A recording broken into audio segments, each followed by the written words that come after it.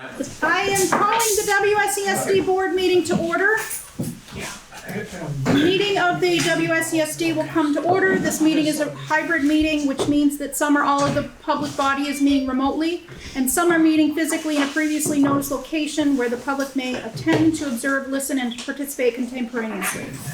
Please note that while we will strive to provide means for those attending remotely to participate in the public comment period, there may be technical difficulties or reasons that otherwise prevent or interrupt remote public participation.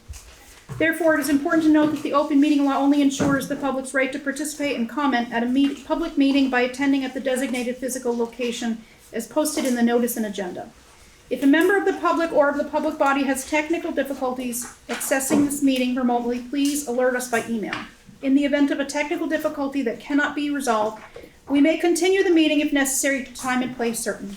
Please note that all votes taken during this meeting that are not unanimous will be done by roll call vote in accordance with the law. So at this point, I believe I need to add an executive session under contracts. Tim? Yeah. I just need a confirmation from you. Right. Okay. So I need to add that, and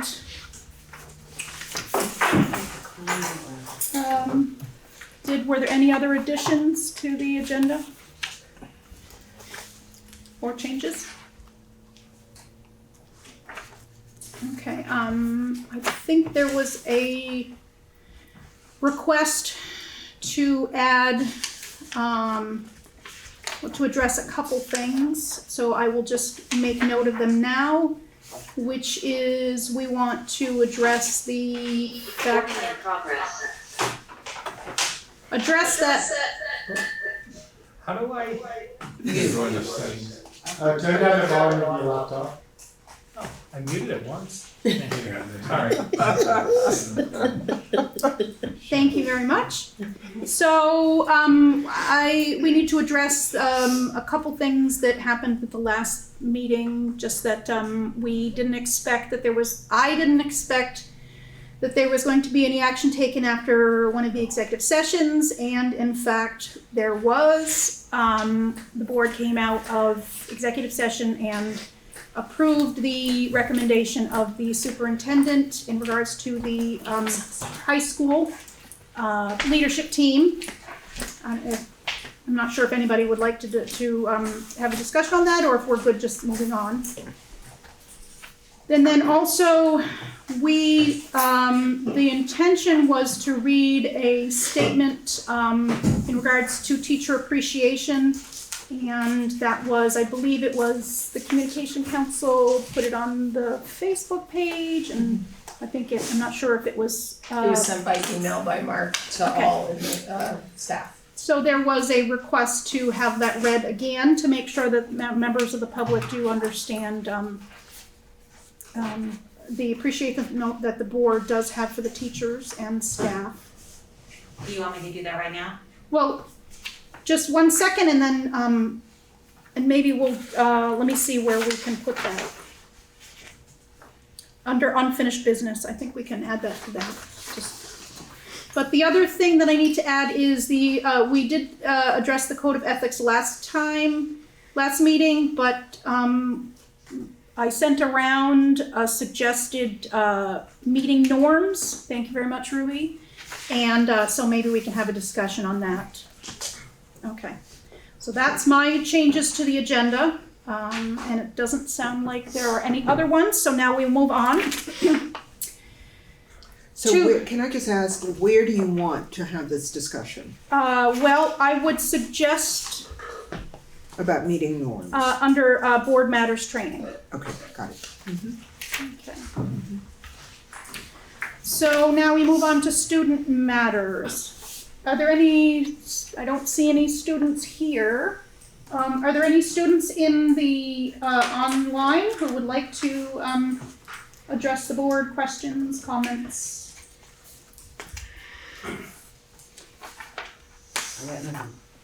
Okay, I'll ask a second time if there are any students in the WebEx, in the Zoom, I'm sorry,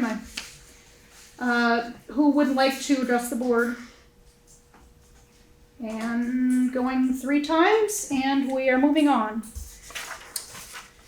to the administrative report, goals and school branding. I'm going to hand it over to Mark. Okay, so I'll do a summary of goals for myself and really our leadership team that I presented in August. And then tonight we're going to feature one of those goals with a slideshow presentation by a few of our principals around peer observation and progress that we've made in that area this school year. So just to review goals that were presented in August or early September.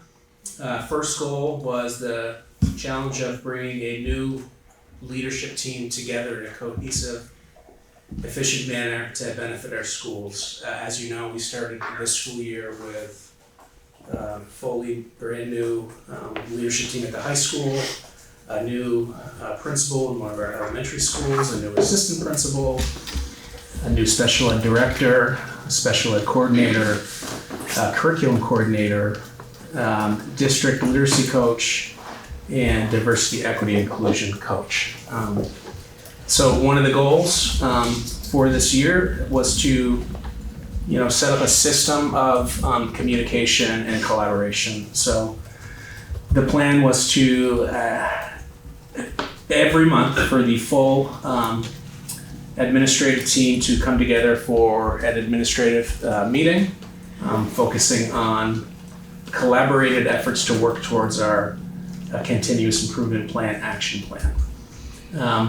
With a focus, as you know, on MLSS development, EST, and diversity, equity, inclusion practices. Also, once a month, formally bring our full K through 6 admin team together to again focus on that same collaboration, but with a highlight on elementary. And again, with the BU6 team, BAMS High School Career Center, to meet every other week with the same type of collaboration agenda items. So we have stuck to that system throughout the school year. We have had all of those meetings. And I'm excited with the development of our team and how we have come together from August to where we are right now. And thinking back to our August admin retreat, very pleased with the direction we're heading. Other goals moving forward was continuous work towards MLSS development and EST. Our meeting in June will be our third presentation to the board on that work more specifically. And just a reminder, we presented kind of a framework of where we were in September, again in February, and then June at our next meeting we'll be presenting kind of a compilation of our progress and the work towards EST, MTSS development, and DEI as well. And on 3 separate occasions this school year, we've highlighted presentations at board meetings, both SD and SU, on diversity, equity, inclusion development. And then tonight, one of the other goals was to systematize a way for curriculum office and DEI office to regularly collaborate and work together throughout the school year.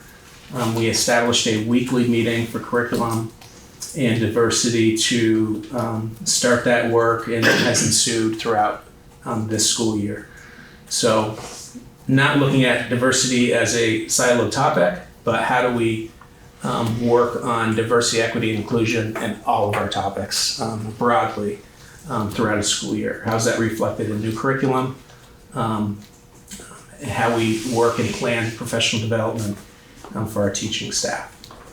And then finally, we had a goal this year to explore and implement peer observation to help support, as a tool to help support the many initiatives that we're working on as a school district. So tonight we have 3 principals who have shared their willingness to give an update on their approach to peer observation this year. So peer observation is something that we focused on this year within the walls of our schools, and each school certainly has their own touch to how that was introduced. Moving forward, as a goal for next year, we really want to identify a goal where we're getting outside of our buildings and conducting peer observation in other schools. So we're connecting schools throughout the school district to become more of a school system than a system of schools. So I'm excited for that work and how we progress. But again, I'd like to turn it over to Julianne, Kate, our guidance, and Kelly Diaz from the world of Zoom. And they're going to share their approaches to peer observation this school year. Thank you. Yep, we have some, I did share some slides, I'm working on it. and thanks. You actually have them from earlier.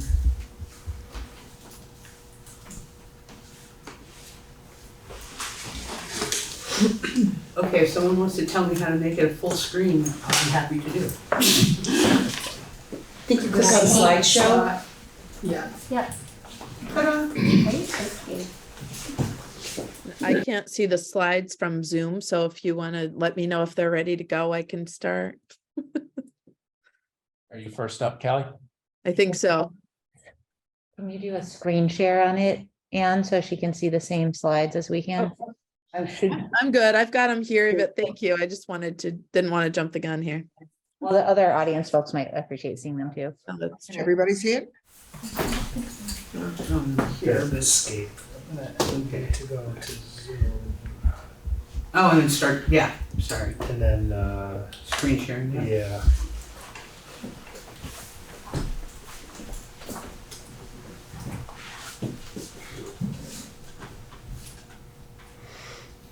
Then you can go back to There the you go. slideshow maybe. Looks like you got it. Okay. Good job, Ian. No. Nice work, Anne. Spots. Not bad for the old No. broad. It's all about learning. That's right. Calm and collected, nicely done. And thank you, Keith. Thank you very much. Okay, Cal, I think we're good. Okay, thank you. Mark, did you want to say anything about, I mean, you sort of introduced it. Do you want to say anything specifically about why you kicked the year off with this at our whole school meetings?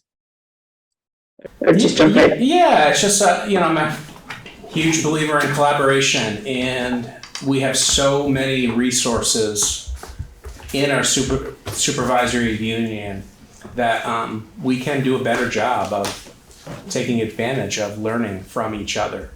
So I think this is a model that supports that work. And I think building it within our schools first, getting comfortable with the concept of having colleagues in our classrooms regularly is a good foundation for moving forward and getting into other schools and frankly other grade levels as well, because I think there's a lot to learn from teachers who teach grade levels below us and teachers who teach grade levels above us. And I think the more work we do collaborating as colleagues across the SU, we're just going to see more and more opportunities for growth, and it'll bring our school district closer together.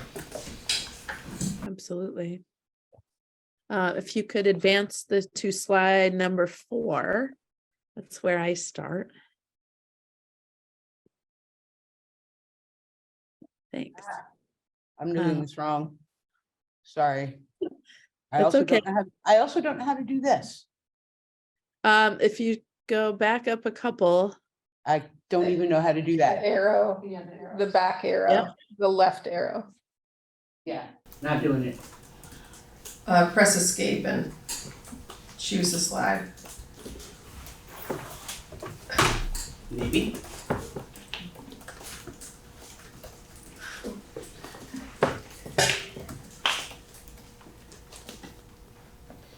Tell you what I'm gonna do.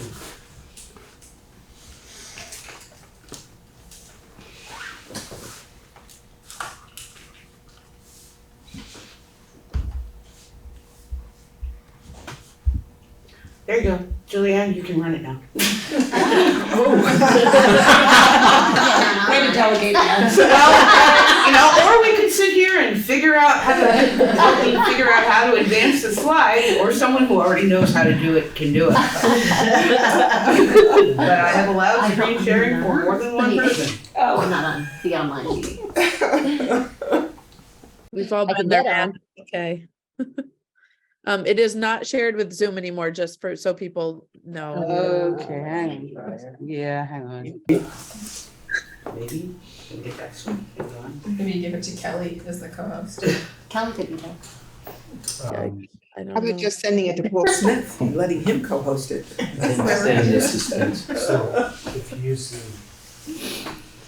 the arrows. Okay, yeah, but I wasn't, nothing was Yeah, I happening. just had to click in the box. Okay, So am just I on use the right this. slide now? Oh, which one do you want now? You're not sure. One that says Academy School Peer Observation. There we go. So the next time she said next slide, just hit that arrow. But No, you you want need to to share reshare it here. You need to share this. Reshare the screen. There.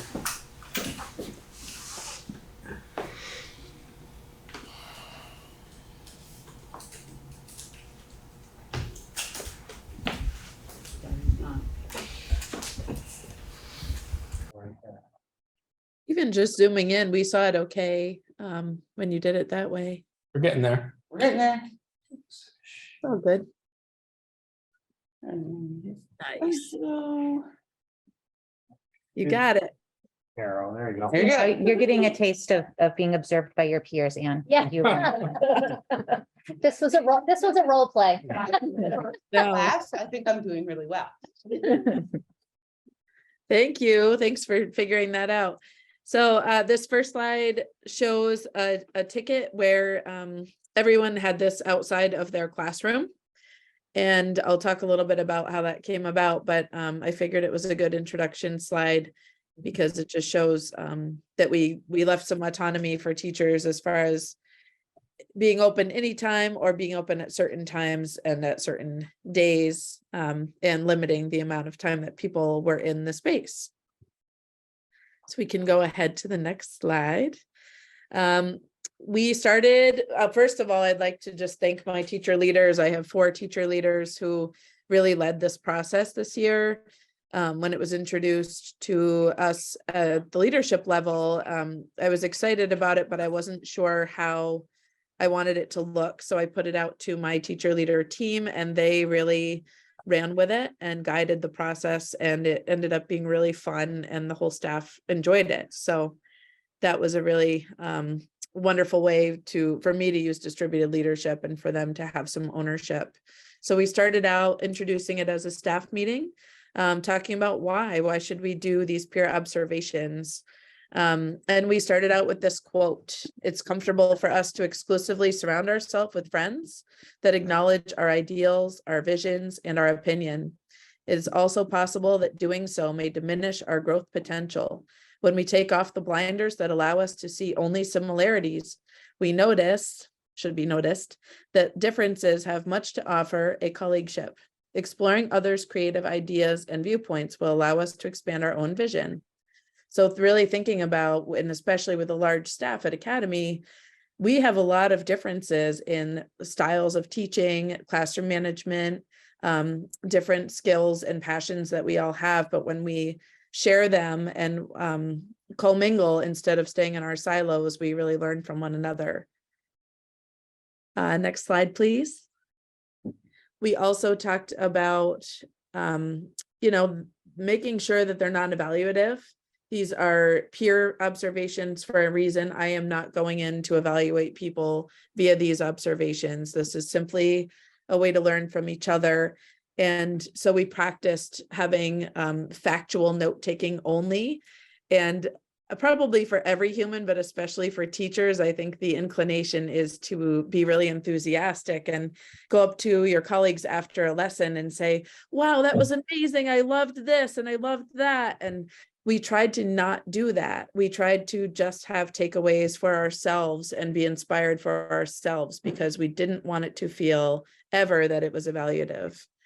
It also supports our multi-layered systems of supports.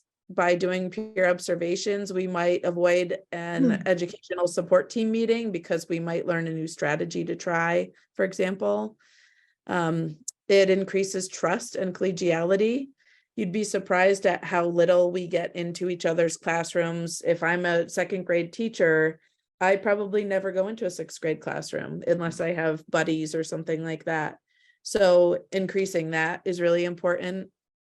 Learning the standards from the grade below and the grade above, or a specials teacher, and also aligning our schools district-wide. And we can go to the next. So we started by getting comfortable. We did 3 rounds of peer observations. The first one was simply observe any colleague for 5 minutes and write an exit ticket about something that inspired you during the observation. And Academy folks, probably everyone likes a good raffle. So we had a raffle, and each exit ticket entered you to win a prize. So we had a couple staff members who got really excited about it and did a lot of observations. One person did every classroom in the school, did each prize. But she was so happy, like she really learned a lot, and she is not a homeroom classroom teacher. And so getting to watch all 21 classrooms in action is something that she doesn't typically get to do. So that was really powerful for her, and she shared that reflection. So after that first round, we came together and we debriefed. We did some group work and talked about how easy or hard was it to get this done? What was inspiring? What will you try in your own classroom, and were there obstacles? People shared that they learned new management techniques, new strategies for engagement and redirections, ideas for visuals. They also shared it kind of feels awkward to go into someone else's classroom, and it feels awkward to, you know, share that messy pile of stuff on your desk. But that's part of building trust, and we got there. And scheduling was tricky. We offered coverage, but it also is, you know, it's a busy day. So getting the time to do it was one challenge that was shared. If we want to continue to the next slide, please. And one more, it should say phase 2. I linked it here. I don't need to click on it now, but to begin the second round, we did a compass points activity. Many of us have probably engaged in that before. It's basically north, south, east, and west has different personality traits. And so we split into groups depending on where we scored on a checklist, and we talked about how these different personality traits lend themselves to us completing tasks or teaching in different ways. And as a visual, as a staff, being in 4 corners of a room and talking about that was pretty powerful. And then we watched a video clip of a colleague teaching and practiced taking some factual notes, like I mentioned earlier. And then it was introduced to do another round. So 5 to 10 minutes, we extended the time a little bit, schedule ahead or pop in, and we raffled again, which was successful. And for the third and final round, which we just debriefed today, so it's great timing, we talked a lot about the Sarah Ward presentation that happened in March as a district. People were really inspired by that. And so grade level teams met and they talked about some strategies to try. And we thought, what a great connection to bring those strategies into peer observation. So they had a choice, a menu this time. They could either watch 2 people teach the same thing, like maybe watch math at 2 different grade levels or 2 classrooms.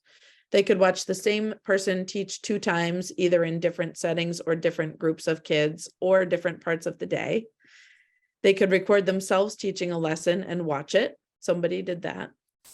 And after picking something to try for executive functioning from Sarah Ward, they could observe each other doing that. And we debriefed today, and I just have a couple examples to share. One person shared that this was the person who observed everyone, and that they worked with everybody, but they like to see them in their element, and they, you know, it's showing them in a new light. They're really shining that way. and that their own teaching has changed because they think about how much education has changed since they were a kid. And if they had had the opportunities that we have now in our schools, small group work, moving around, that they probably would have liked school a lot more. Another teacher who recorded themselves said she was impressed with herself at the level of multitasking that she noticed, that she naturally does and doesn't notice when she's doing it. Walking around, taking things from kids, giving reminders, putting a hand on a shoulder, and that she noticed she promoted engagement while teaching. She also noticed that she moves around too much, in her opinion. She'd like to move around less in her classroom. She thinks it might be distracting. So that was an easy thing to notice and change. And then another teacher observed a small group who taught the children in that group in the prior year. And she chose that because the teacher was teaching a new phonics program, and she really noticed the tight transitions, and she noticed that the teacher had all of her materials in one spot. And she said, well, I always have a bucket full of my stuff, but it makes me feel unorganized. So I love the way that teacher organized her materials. I'm going to do the same thing. So it's just the little tweaks like that you don't think about, but it does make an impact. And, just the buzz in the room today, as we're all sharing out, was really enthusiastic. So I think it was a really valuable activity, and we'll definitely continue it next year as we adopt EL literacy, and we can make that the focus. So that's about that for Academy. Awesome. Thanks, Kelly. Yeah. So the next slides go on to Dummerston School, and I will share, if you go to the next slide, and really in relation to what Kelly was just talking about, we spend a lot of time at Dummerston and throughout the district really talking about what does a culture of collective efficacy look like.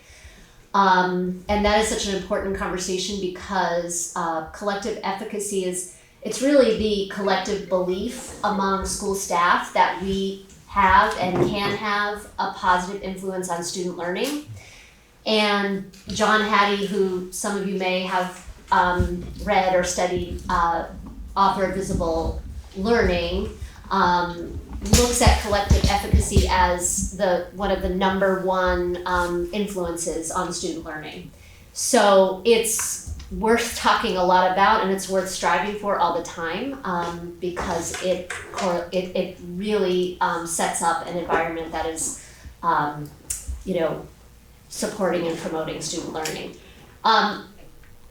Mark, Kate, Mary, Kaufman, and I last year participated in a professional development with the Center for Educational Leadership from the University of Washington, where we looked a lot at this question, and we looked at how we promote conversations about teaching.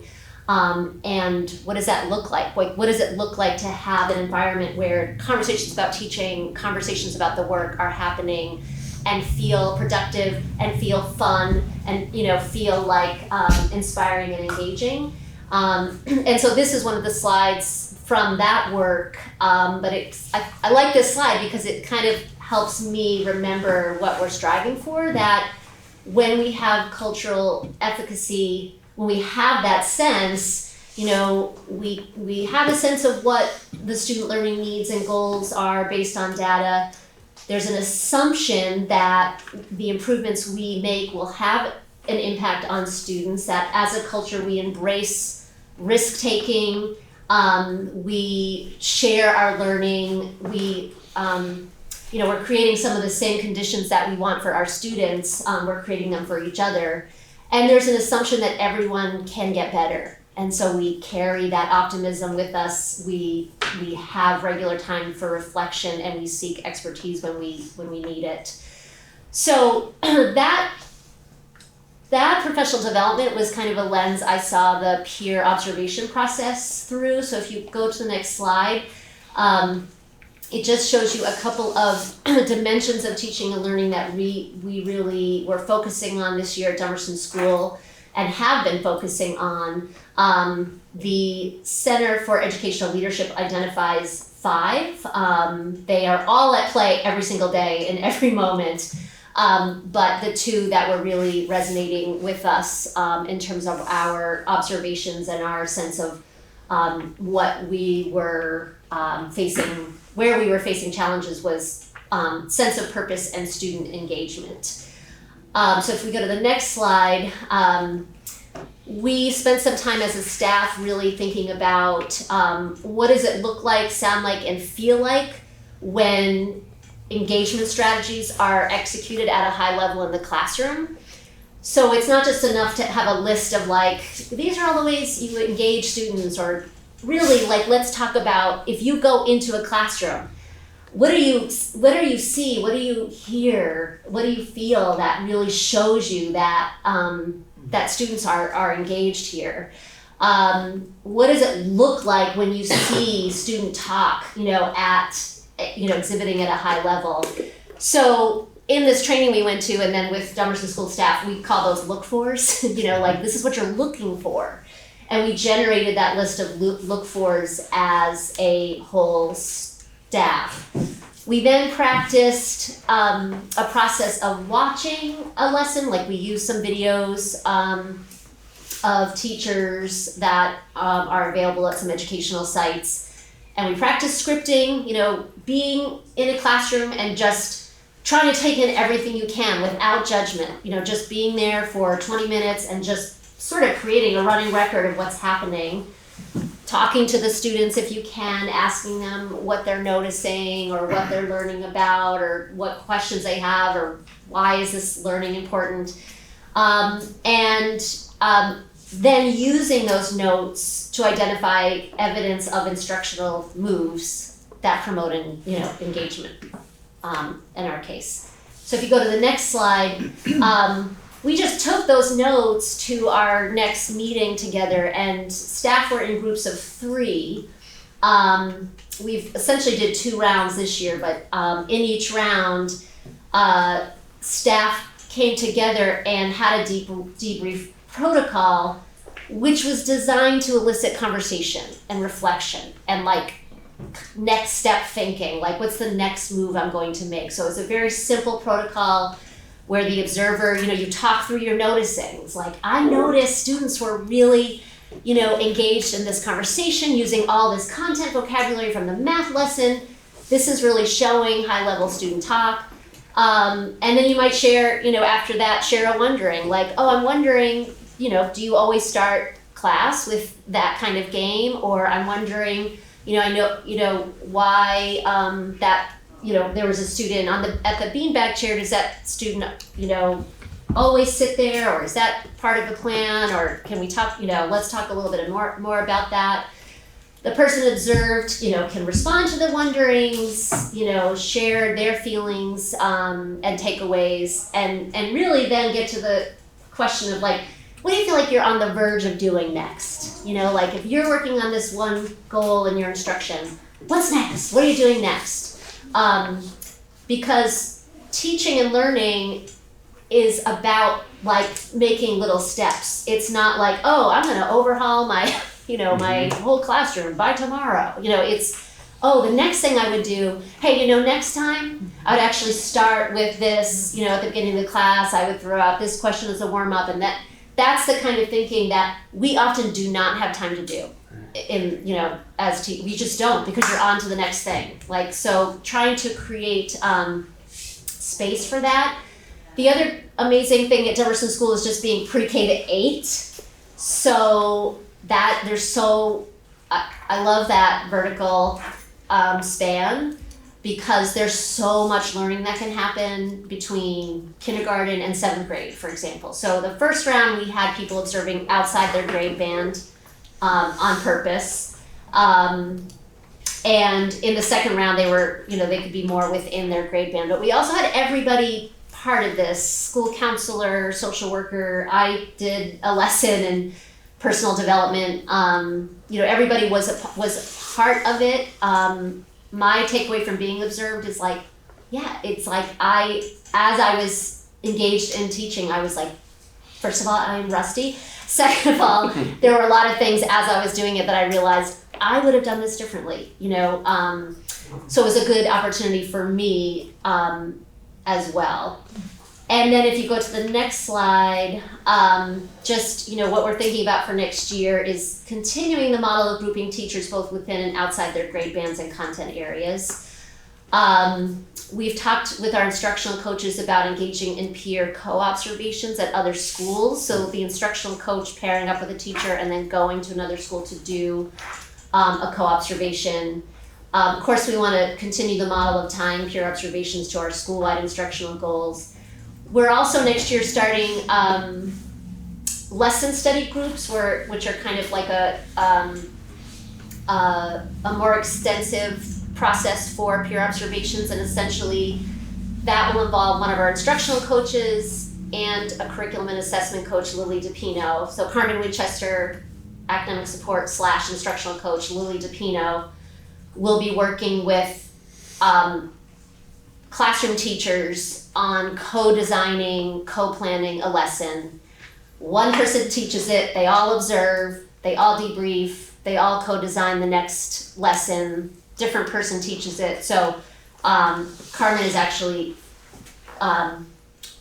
used lesson study in a previous district, so she's like super excited to bring that here. So that's like another thing we'll, you know, another group we'll have going next year that where we have that space for co-designing and co-reflection. So Nice. thank you. Thank you. Now we'll move to Green Street with Kate.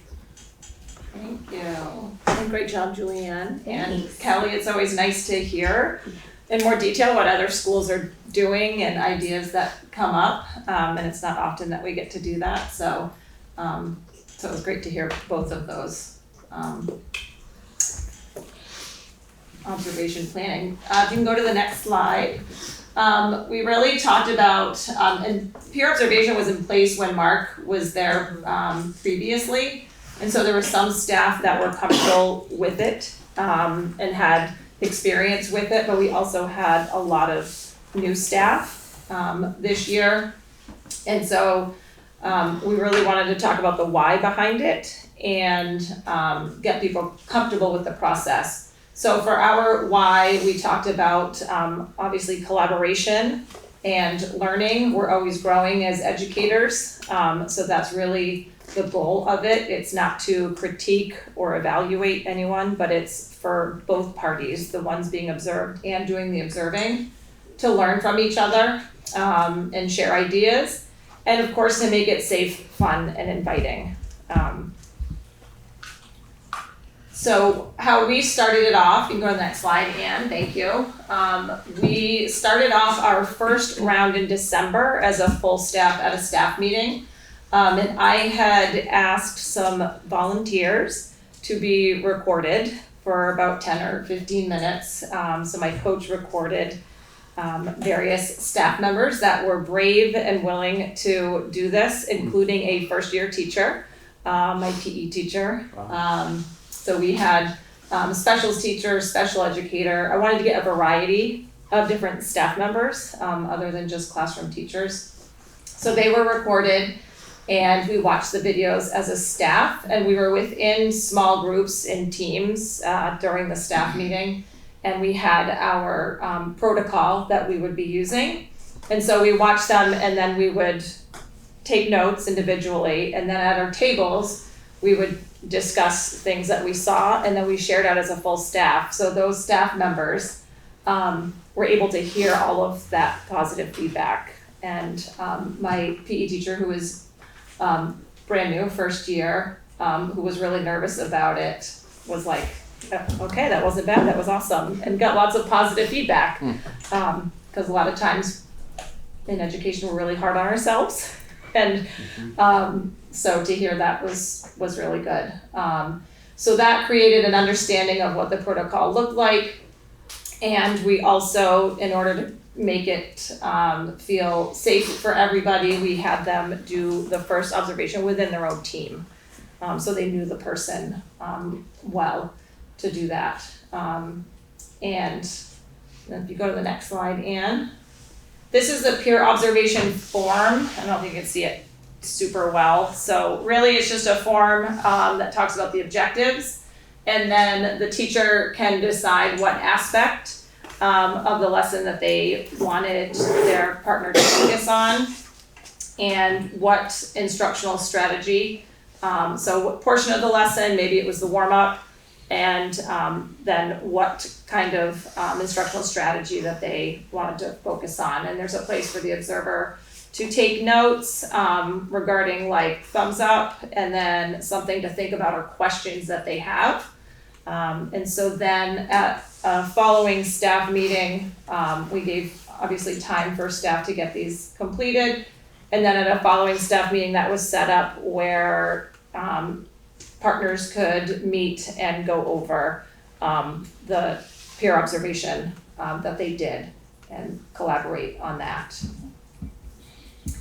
I did want to get, if you can go to the next slide, and some feedback and data around that. So I put out a short form that asked about if they had at least one takeaway, and you will see from this slide that there wasn't anyone that didn't have a takeaway from this. So it shows really the effectiveness of this work, and that there's always something that we can learn from our colleagues. The next slide, the feedback I received from my colleague was useful and helpful. And again, everybody that received feedback felt it was helpful and useful. And then the following slide, there was, I wondered about a school-wide focus for peer observation and what it should be. And so there's two that really stood out, student engagement strategies and classroom management. And so we'll take that next year and focus more deliberately on those things and measure those until we get good at them, and then move on and go from there. So I think that was important feedback, that staff have also a say in what it is that they're working on. And so the last slide talks about goals for next year. We'd like more opportunities for peer observation, to do those more regularly and just become part of what we do, and connect them to our school goals and improvement and measure the progress through those. Awesome. Great. So first and foremost, a huge thank you to Kelly, Julianne, and Kate for presenting tonight on the approaches that they took to peer observation. Open it up for feedback and questions for the team. This has been great. It just seems like a big step forward in professional development in the district. You're nodding your head, so you agree. I'm really curious, was there a seminal event or workshop, or what caused it to happen this year? What was the genesis of this movement forward? It was really something, frankly, that I brought to the administrative team last year as an experience that I had as a principal of it being a very effective tool. And we unpacked that as an administrative team. I kind of set a goal to focus on it during the administrative retreat. And it was reflected in my own personal goals. And then that's how we kind of move forward with implementing. Was there any kind of resistance? I think there have been different challenges at different schools, and different schools are in different places with the initiative. But overall, I think there's definitely buy-in from our full admin team. But again, I think that's at different stages at each school. And I think as a leader, you need to understand where schools are and not over push an initiative, and let it kind of happen when the staff is ready for that to happen. So Well, Julianne said that teaching learning progress and teaching learning, you move forward in tiny steps. This seems like a big step forward, and I just really applaud all of you for really moving ahead. thank you. It's exciting. So, having experienced this, both in the business world as well as a teacher, I found Kelly's comment, non-evaluative, of course I get that. But then there are these moments when you see someone do something in a classroom and you're like, oh my God, I want to do that. That was fabulous. And it makes me realize that's an evaluative comment. Sort of you want to stifle that and deconstruct what happened, right? Rather than just this overwhelming. The thing that I heard Julianne say is going across grade bands, which is critical. And again, you have that golden opportunity of 6, 7, 8 working with the younger ones. And it's a wonderful learning experience for both the little ones, for the bigger kids, and for the adults in the community. And then what I just heard Kate talk about was that absolutely horrible experience of being videotaped and watching yourself and having your peers comment. Meanwhile, you are beating yourself up about everything, from the sound of your voice to excessive hand movement and all of that stuff. It takes the teacher out of that isolation that we actually love, right? It's our job, but we do need to be with trusted colleagues. So, this is great. Thank you. Anything else from the board? Eva. Oh. Eva. Okay, I'll do Eva first. Eva?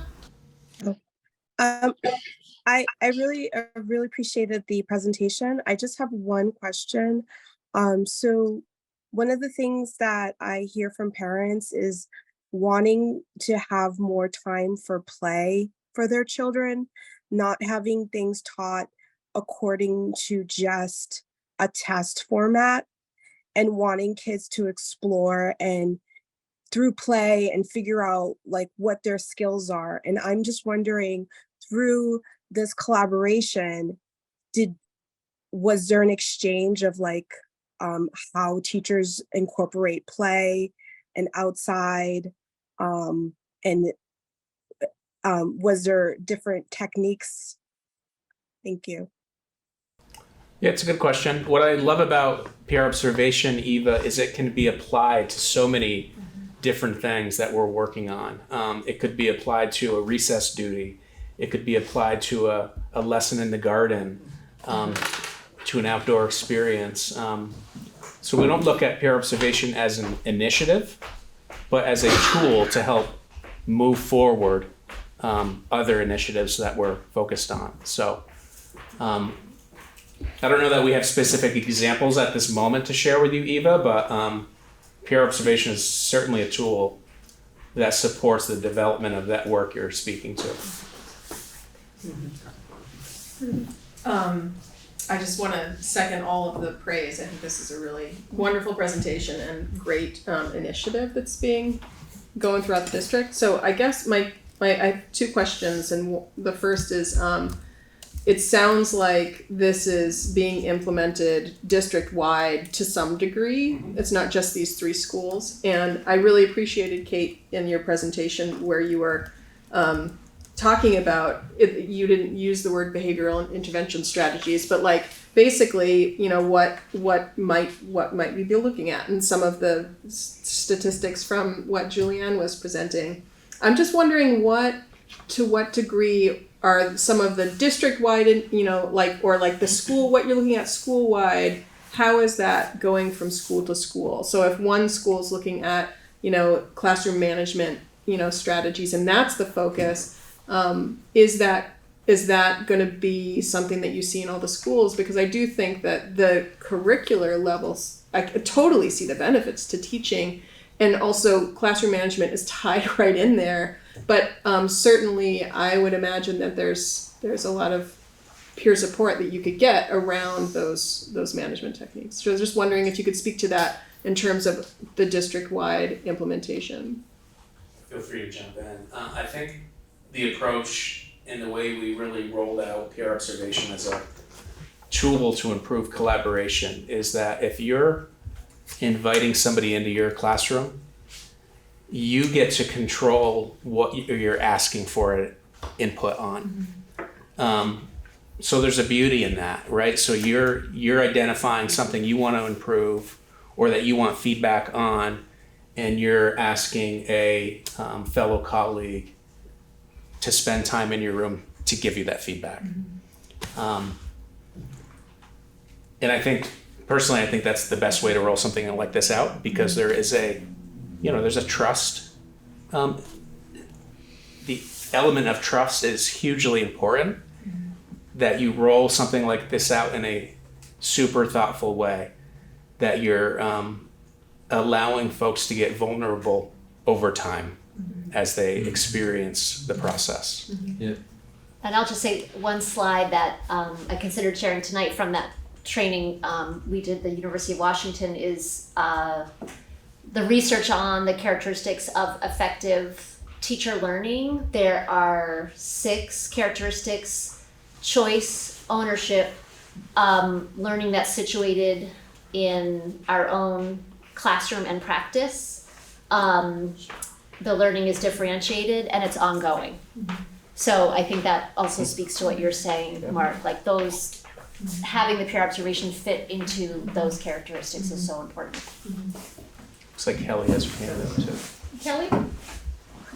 Yeah, I was just gonna say, if you think about, back to Ruby's question about how are we sort of all focusing on one thing across the district, you could think of it as we framed peer observations under the umbrella of MLSS. And I still use that triangle visual from MTSS, which had a side for basically social, emotional, behavioral learning and a side for the academic piece, and thinking about, that first layer or that first tier that includes everybody and what everybody's getting. And by going into different rooms, you can get an eye on what's being presented to everybody. How is it accessible? What needs to happen to improve access points if it's not accessible? And then those second and third layers or tiers of that old triangle, if you think about both academically and socially, behaviorally, emotionally, thinking about the more intensive needs and what are we doing to support those, and are we promoting inclusion by having somebody push in rather than pull out. So all of those things could be seen during peer observations too. We also had people like go out to the woods to observe, or go like I observed kindergarten play-based learning. It was really exciting to watch that. So, and then having those share out times as a staff was really powerful, because that's when people got really excited. And we purposely didn't share the exit tickets because we wanted them to be people to have privacy, but we read them, the teacher leader team and I, and it was really nice to read what they were inspired by, and a lot of that is reflected. So I just wanted to share that. And the high school, can you see this being implemented at the high school? I can comment on that. So unfortunately, we have not been able to implement it at the high school. A lot of it has to do with scheduling, how our schedule is currently set up. And Hannah, you can chime in at any point. Today, actually, during our faculty meeting, we spent some time talking about our advisory and ACE and ways that we can make that more beneficial. And one thing I heard was more staff collaborative time. And obviously, everyone's an ACE when they're an ACE. So the opportunity to go view a lesson isn't available during that time. But I still think, I came from a school with PLCs or planned learning communities. And I think, one thing we would do a couple times a year is we would pick a teacher to go observe. And it was all positive and it was invigorating. And I do hope that in the future at the high school, we are able to shift things to make it happen, because I think that there's really nothing but positives. So. I have one other little question and then I'll be quiet. I'd love to hear a little bit more. I heard a lot about that it wasn't evaluative, and I appreciate that. I also something that I think, Mark, you said dovetailed with the presentation around coaching, that there may be times when there's critical feedback. And so I'm just wondering, what does it look like when a peer observation, something's observed that's not working, or that is critical feedback? What does it look like when that's conveyed, or is that conveyed, or how is it dealt with? I think it's the way you phrase a question. Like, I wonder about when this happened in the classroom. Let's talk a little bit about that. So I think there's an element of tact that you have to, do that with. But I think the more and more you participate in having colleagues in your room, co-teaching, the easier that gets to have those conversations around, why did that kid blow up at that moment in the lesson? Let's think about what was happening. What possibly triggered that behavior? So I don't think there's one answer, but I think the more we partake in this type of collaboration and discourse with each other, the easier that feedback gets. I think too, the more we can get out of the zone of judgment, Yeah. the more learning can happen. So it's not that you're not giving feedback that's important, it's that you're not layering all this judgment on it, because then it becomes very personal, and it's really hard. We've all been there. Anyone who's been a teacher, educator has been there, where things aren't going well, and other adults are, I'm sinking here. So the more we can make the conversation about I'm curious, I'm wondering,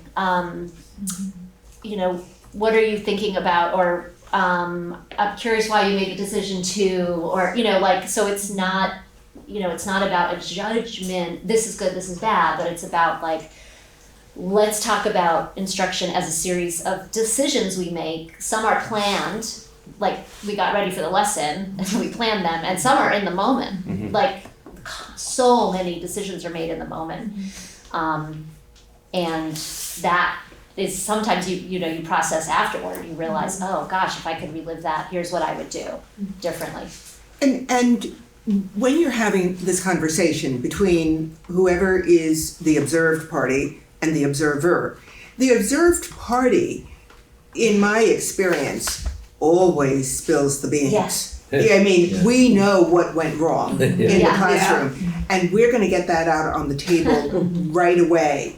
And then, of course, we feel that everything went wrong, and you need that balance, because we beat ourselves up too much, and that's detrimental. The other thing about peer observations that works really well is you're not going in to comment about everything. You've established, you have an agreement, the two parties, about exactly what you're going to focus on. So if it's a question of, I need someone to do a tally of how many times I respond to boys in the classroom with this expression versus girls. I may think I'm balanced because I think I'm really thoughtful and cool, but the tally may show me that I'm really not. And so sometimes it's just that tally. And so it really does have to be small steps. I mean, that's been my experience, right? Yeah. So I had a few, I noticed a few things, and so I appreciated the teachers having the opportunity to do this, whether that's the teachers, what they had to do in order to prepare someone else to take over their class for whatever time period, and the administration allowing them the time to go and do this. I loved the idea of the raffle, It seems like it makes it a helpful process, but also fun. And I thought it was very interesting, people observing themselves, whether that was someone, I recall that you, Julian, said that someone recorded themselves. Okay. No, I think Kelly had someone record themselves. Oh, I'm sorry, and watch. I did, Yes. yes, okay, so Kelly noted that, someone had recorded themselves and then watched it, but then I think, Kate, you said that you recorded people and then you did it together as a group. Staff watched them. So that's really brave. Yeah. That is very brave. Yeah. Whether it's the staff or whether it's just yourself, because as it's been mentioned, we're really critical of ourselves, and so I want to honor that bravery to do that. And I thought about how 3 different principals are sharing this, and it feels to me like this is a sort of a peer observation. You're sharing the different things that you each did, and maybe one principal will then say, actually, I really like that idea, and take it back to, so I thought there was a nice comparison to what you were doing in your individual schools. So. Okay. Thank you. Nice. The other topic we have for administrative report is school branding. So kind of an update of where we are in terms of the process of identifying a new mascot. And probably better to turn it over to Cassie I can share. and So Hannah to share where we are. yeah, last week, on Monday we opened up for submissions to the school community, students and staff, and basically we outlined what the process would look like. So they could submit their suggestion. It had to be non-gendered. It couldn't be the colonels. And then we also included on the form a box they could check to volunteer to be part of a screening committee. And so we had a total of 136 submissions. Some of them were the same. And from there, Chris Brewer and I kind of took it on, and we reached out to anyone that identified themselves as wanting to be part of the screening committee. Again, with a form, just, what is your interest? And it was, in our form, we left a place to put sort of a why behind their submission. So that was really neat to see, because a lot of people tied it back to the community somehow.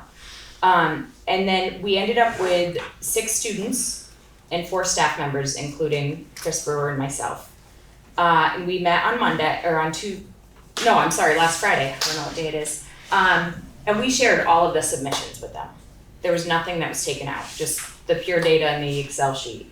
And it was a really awesome process. I can share, there was a student in my advisory that is a 9th grader that volunteered, and they were a student in my advisory when it first came to be that, we were changing the kernel. That was very much like, why are we doing this? I can't believe we're doing. There was no negativity involved in the process whatsoever. So we sat down, the first thing we did, because there were some kernel submissions, is, get rid of the kernel submissions. There was one for the bed bugs. We took that out of running, I'll just be honest. But we went through and we took from the committee, Chris Brewer and I really sat and sort of heard from them what they envisioned this process looking like. And they really wanted it to be collaborative, which felt important. They had volunteered their time. They felt passionately about this choice and positively. And so we all sat down and just quietly went through the list on our own, reading the whys behind it. And, some people came up with 3 that they liked. Some, I joke, Chris Brewer came up with 15. He's very enthusiastic. But then we went around the table and we shared. And every time there was one that somebody else had, it got a dash mark next to it. And so we ended up with, and we were open to having another meeting too. We were like, this is a start. We talked about doing rounds of voting, and the screening committee was like, I think that if we can narrow it down to 3, we should do that. So we went around, we had about a total of probably 15, all of Chris Brewer's, listed. And, you know, the ones that only had one person, you know, we looked at those individually and decided, you know, if we were gonna remove them. We went through on the next round of what was left and looked at, one, is there a surrounding school that has this as their mascot?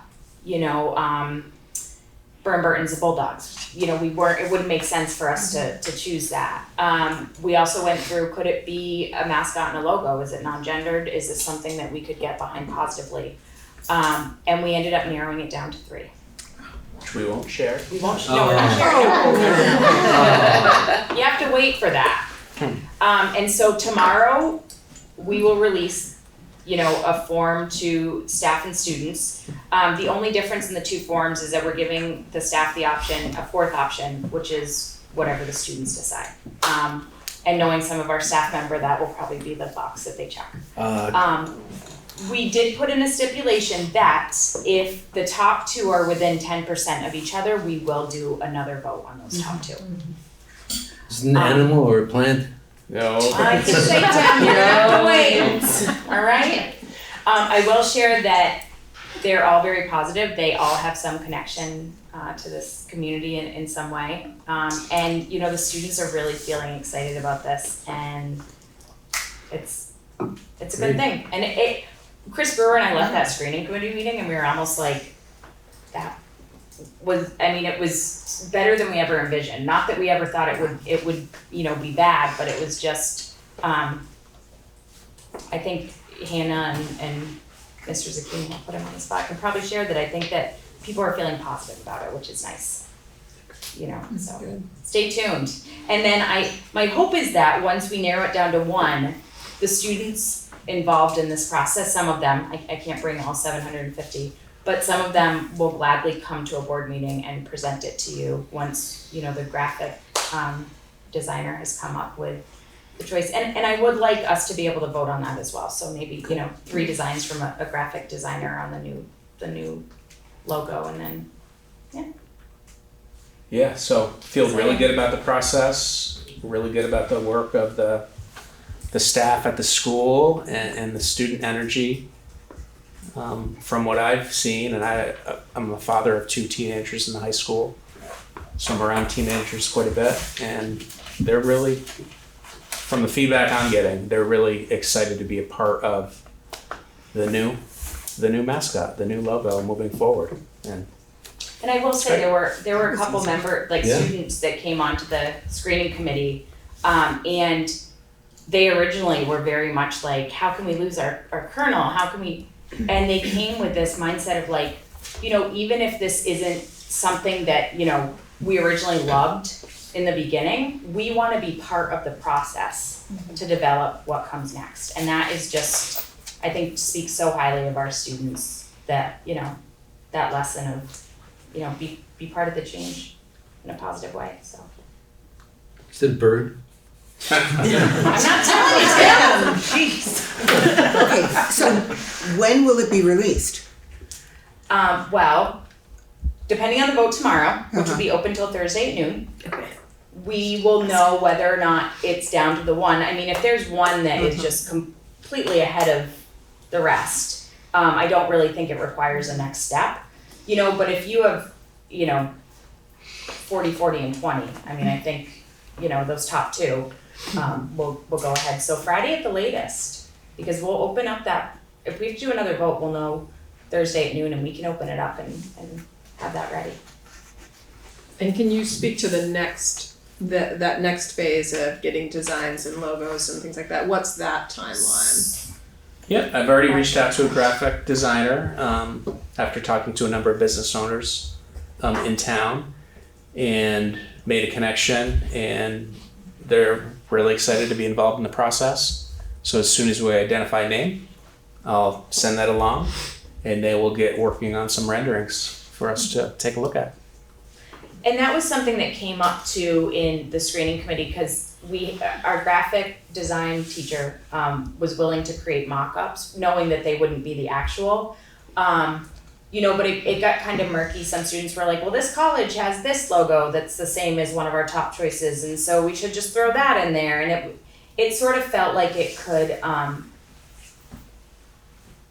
just having that next step of designing or deciding on the art as a community just seems really exciting, so. Yeah, the other aspect of rebranding is, aside from like the mascot and what that looks like on a t-shirt or on a hat or on a pencil, there's plenty of opportunities to rebrand in the school with murals that students can design and put in the hallways of our schools, and probably many other ideas I'm not thinking of that students will get super creative with. So there will be plenty of opportunities for student artwork to help support the new mascot. Eva, you have your hand up? I wanted to ask if the screening, what was the gauge of the feeling in regards to the colors? Were there people that wanted to keep the same colors or completely change the colors, or was that even part of the thought process? There was one of the staff members did ask about changing the colors, and I don't think it was in a we should do it or we shouldn't. I think the thought is that like the purple and white stays because people do feel a connection and a tie to that. So after the initial question of like, are we gonna decide on that? There wasn't, I think all of the students were very much tied to the purple and white. And so that was, a quick conversation and we just moved on from there. Okay. Yeah, so very exciting, and we'll have more to report in terms of how we're approaching the summer once we finalize. Stay tuned, Tim. Yep. Well, thank you very much. So we will move on to the clerk's report. We have two sets of minutes that we need to approve. One is the April 25th, 2023 executive session, and then the May 9, 2023. Is there a motion to approve the minutes of the April 25th, 2023 executive session? So moved. Thank you, Kim. Is there any discussion? Okay, all those in favor of approving those minutes, please signify by saying aye. Aye. Any opposed or abstentions? Okay, thank you very much. Now we move on to May 9, 2023. Is there a motion I'd like to make an amendment. Or do I do it? We need to have the motion first. Fine. So is there a motion to approve the minutes of May 9, 2023? So made. Thank you, Tim. So any discussion? Deborah? I would like to amend the minutes. I said something at that meeting, and it's on page 4. And the way the sentence is constructed, it states, it's at the top of page 4, it states that for 28 years, when I was at the Horace Mann School, I was the only person of color. That is blatantly incorrect. I was the only person when I was first hired. That's very different. And during my 28 years, my evaluative critique is that the school made incredible headway with its hiring practices, and that headway came from the ranks of teachers pushing it forward. So the 28 years were spectacular in terms of the work that the Horace Mann School did. And I just really want to say that, from the top administrative posts going all the way down. So I really need to correct that record. Thank you. So is it clear to everyone what Deborah would like it to be changed to? Are you requesting to just add the phrase "when I was first hired" into that sentence, or something more than that? Just get rid of 28 years. She told the story of being the only person, and the challenges of that experience. Okay, so that's it. Just get rid of the 28 years there, and it's a misplaced modifier. Okay, so Deborah has made a motion to eliminate the for 28 years Yes, that's from the minutes. Right. Is there any discussion on the amendment? Okay, all those in favor of making that amendment to the minutes of May 9, 2023, please signify by saying aye. Aye. Any opposed or abstentions? Okay, we have now amended them. Is there any further discussion on the minutes themselves? I have an amendment. Okay, In section, I don't know I'm sorry, I don't know the page number, but in section 8A, which is about committees and leadership council updates, at the very end, it's when we were talking about EES. I'd like to add a sentence along the lines of Ruby acknowledged that she will connect with Deb Gass on this issue. Because the section that there was a charge at the end that was, rather than leave the request hanging, why don't we talk to EES about it, and that's not reflected. So I'd like that to be reflected, and I have a report out for this meeting. So okay. Needs to be filled. So Ruby has made an amendment to I wrote down to add, Ruby acknowledged that she will connect with Deb Gass on this issue. To the end of the That's paragraph. perfect, yeah. Okay. So Ruby has made the amendment, has made the motion to make the amendment. All those in favor of making that amendment, please signify by saying aye. Aye. Any opposed or abstentions? Okay, we are now back to the minutes with those two amendments. Are there any other amendments to the minutes? Any other discussion? All those in, Okay, I have one more small one. okay, On page 6 under warrants, there's a discussion about posting professional conferences that staff go to. Keith raised a valid objection, which I said that was a valid concern. But I also said that I would want information on professional conferences for only administrative staff. So I would want to add, TM said that that was a valid discussion, concern, and would want information on professional conferences only for administrative staff. okay. Robin, do you have what you need? Yes. Okay. TM said that was a valid concern and would want information on professional conferences only for administrative staff. Okay. So Tim has made the motion. All those, is there any discussion on the amendment? All those in favor of the amendment, please signify by saying aye. Aye. Any opposed or abstentions? Okay, now that amendment has passed. Now that we have 3 amendments to the minutes, is there any other discussion or amendments? Not seeing any, I will ask if all those in favor of passing the minutes with those amendments, please signify by saying aye. Aye. Any opposed or abstentions?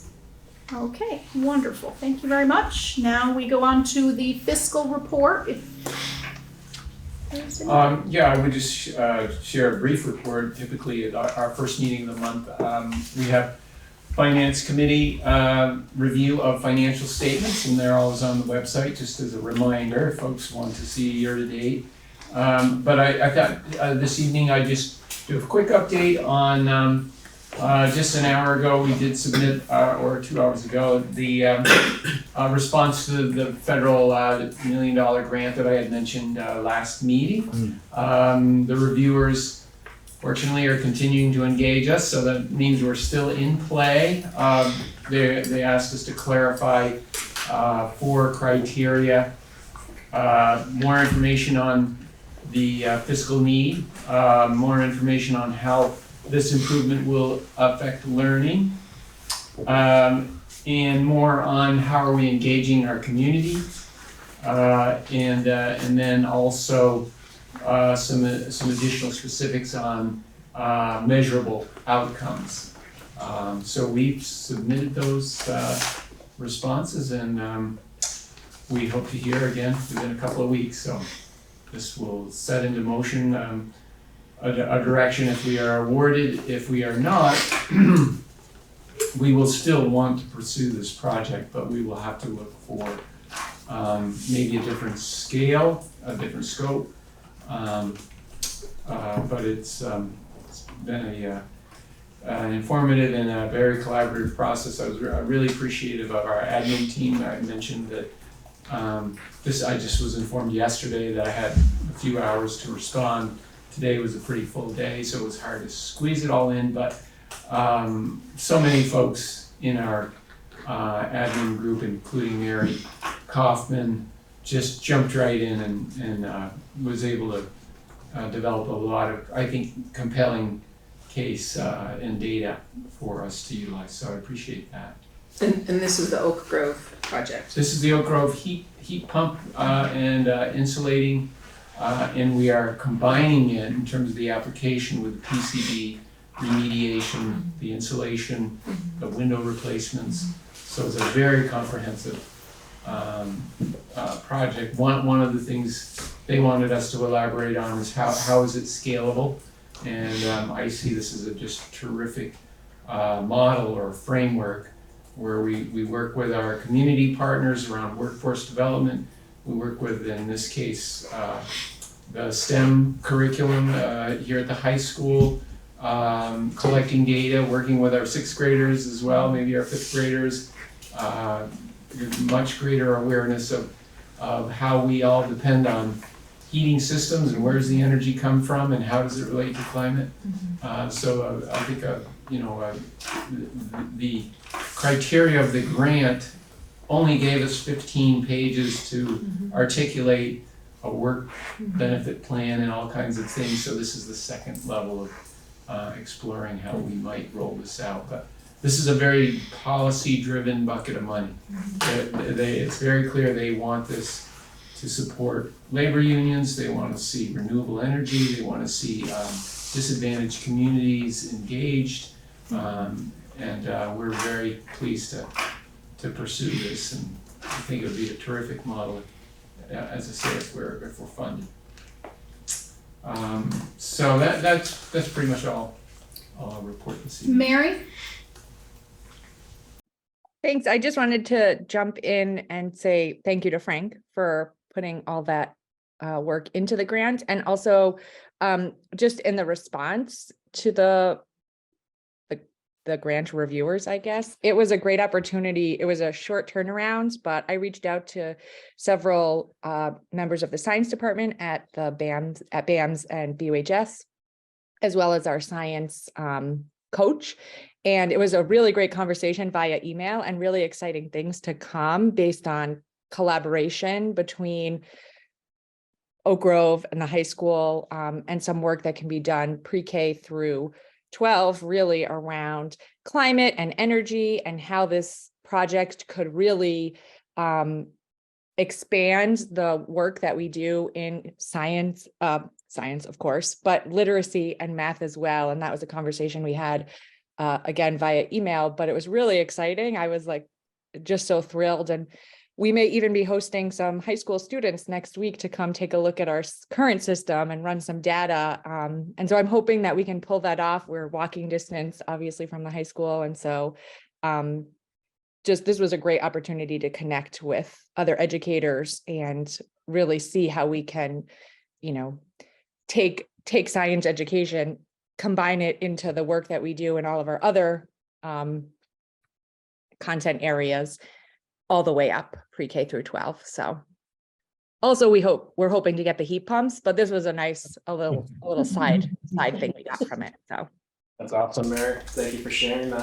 I do also want to extend acknowledgement to Nancy's contribution, sponsoring as one of the project leaders, also as part of the community engagement, extending the way in which construction trades and the technical educational programs could again work with our contractors as we do these HVAC projects. So really trying to engage students and community and the policy initiatives all together.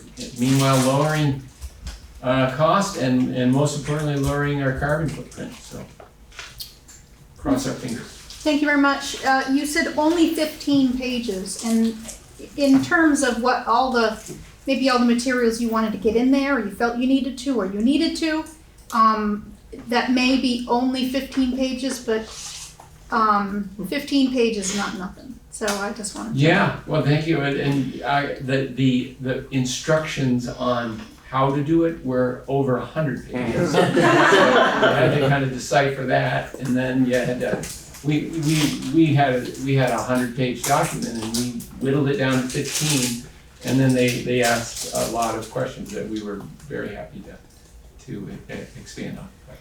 Yeah, Thank you.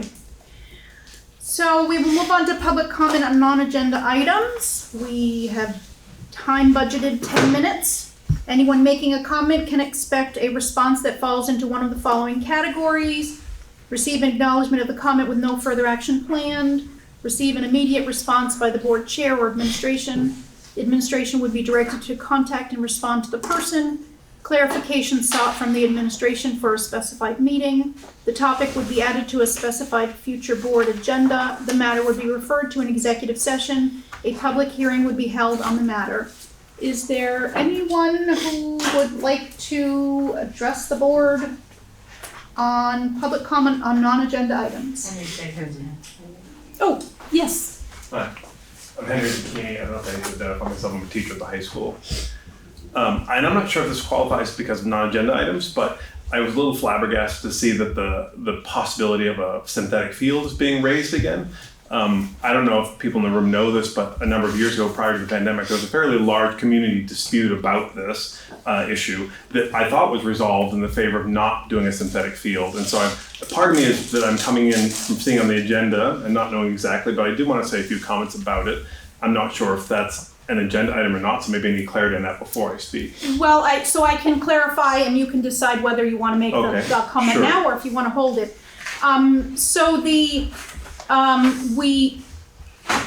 This board is different from the board who dealt with this at the beginning, and a lot has happened since then. So I think even I was on the board at that time. Even people who were on the board may have kind of lost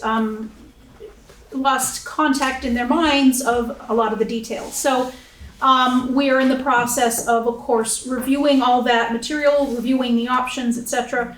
I do believe that there will be the possibility of a motion to form a committee so that the committee would be going through all that. So I would welcome you to share with, assuming that committee is formed, I'd welcome you to share any and everything that you have, any ideas, thoughts, whatnot, with that committee, as well as sharing with the board here. So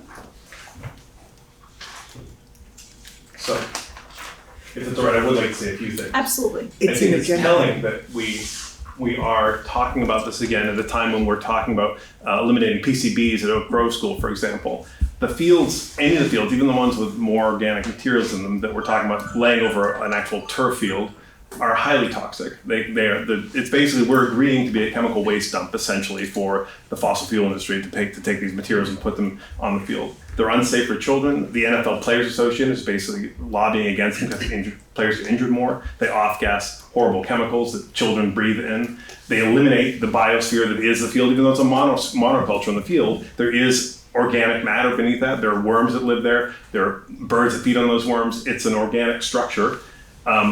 Grass fields sequester carbon, and so they actually reduce the carbon in the atmosphere, whereas these horrible atrocities add just more carbon between their production and their implementation. So yes, I would be very, very excited to talk about and there are a lot of community members. I think people don't quite know that this even I was quite surprised to see this is even on the agenda. I thought we laid that to rest good and well. And I can say, just knowing, even talking to my department, in the social studies department, there are a lot of people going to be very invested in making sure this does not go forward. So we will, me and others will certainly come to any committee form to talk about the very serious ramifications of putting a synthetic turf field at the high school. Well, I will say that my thought is that this is, my understanding is we have to do something.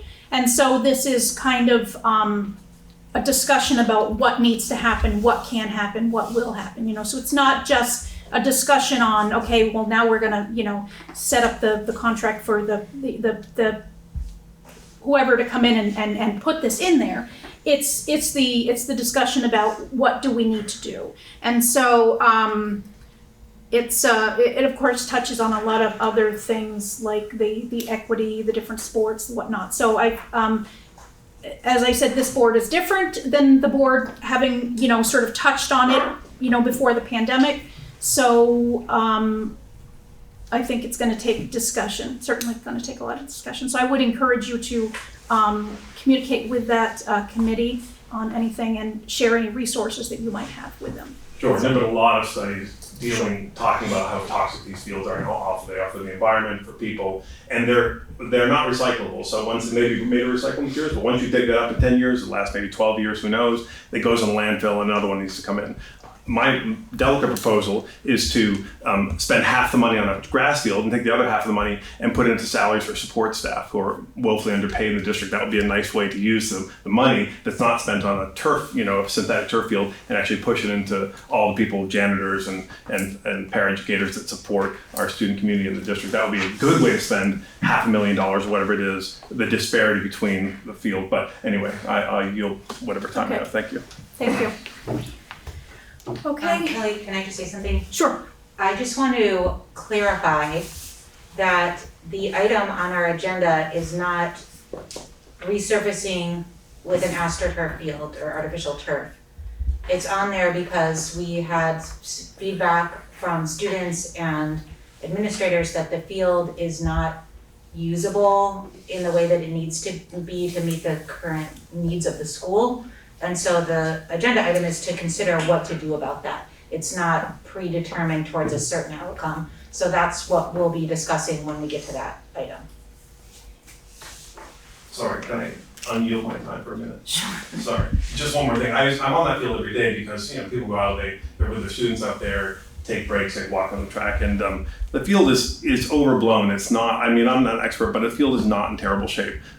Just being out there today, the air in front of the lacrosse goal is a little bit torn up, of course, because it's lacrosse, is an aggressive sport, but the field looks overall in pretty good shape. I'm not a field expert, but it is not a crisis in terms of the field, at least from a non expert field observer. It doesn't seem to be in the crisis that it's laid out to be, at least the main field that was under discussion before. So I will stop talking now. Thank you. Thank you for your contributions. Thank you. Thank you, Robin, for clarifying that. There are hands. Okay. Eva? I'm curious to know what committee he's to talk to, because we talked about disbanding the environmental committee, and I don't know what exactly happened with that. So I'm curious, what committee would he be going to with his questions? Well, I anticipate that there may be a committee formed to address the Natowich field resurfacing, to review things, to bring some information, maybe a proposal to the board, or that's my understanding, is that there will be a motion to form a committee at this meeting. Back when we get down to that topic on the agenda where it is. So perhaps then we're kind of jumping. We're kind of jumping ahead to. It's actually, this is supposed to be non-agenda items. It is something on the agenda that we will, when we get to the that part of the agenda. Again, I think that there will be a motion made. So that should clarify what committee he would reach out to. Okay. Okay. Thank you for the question, Eva. Jody?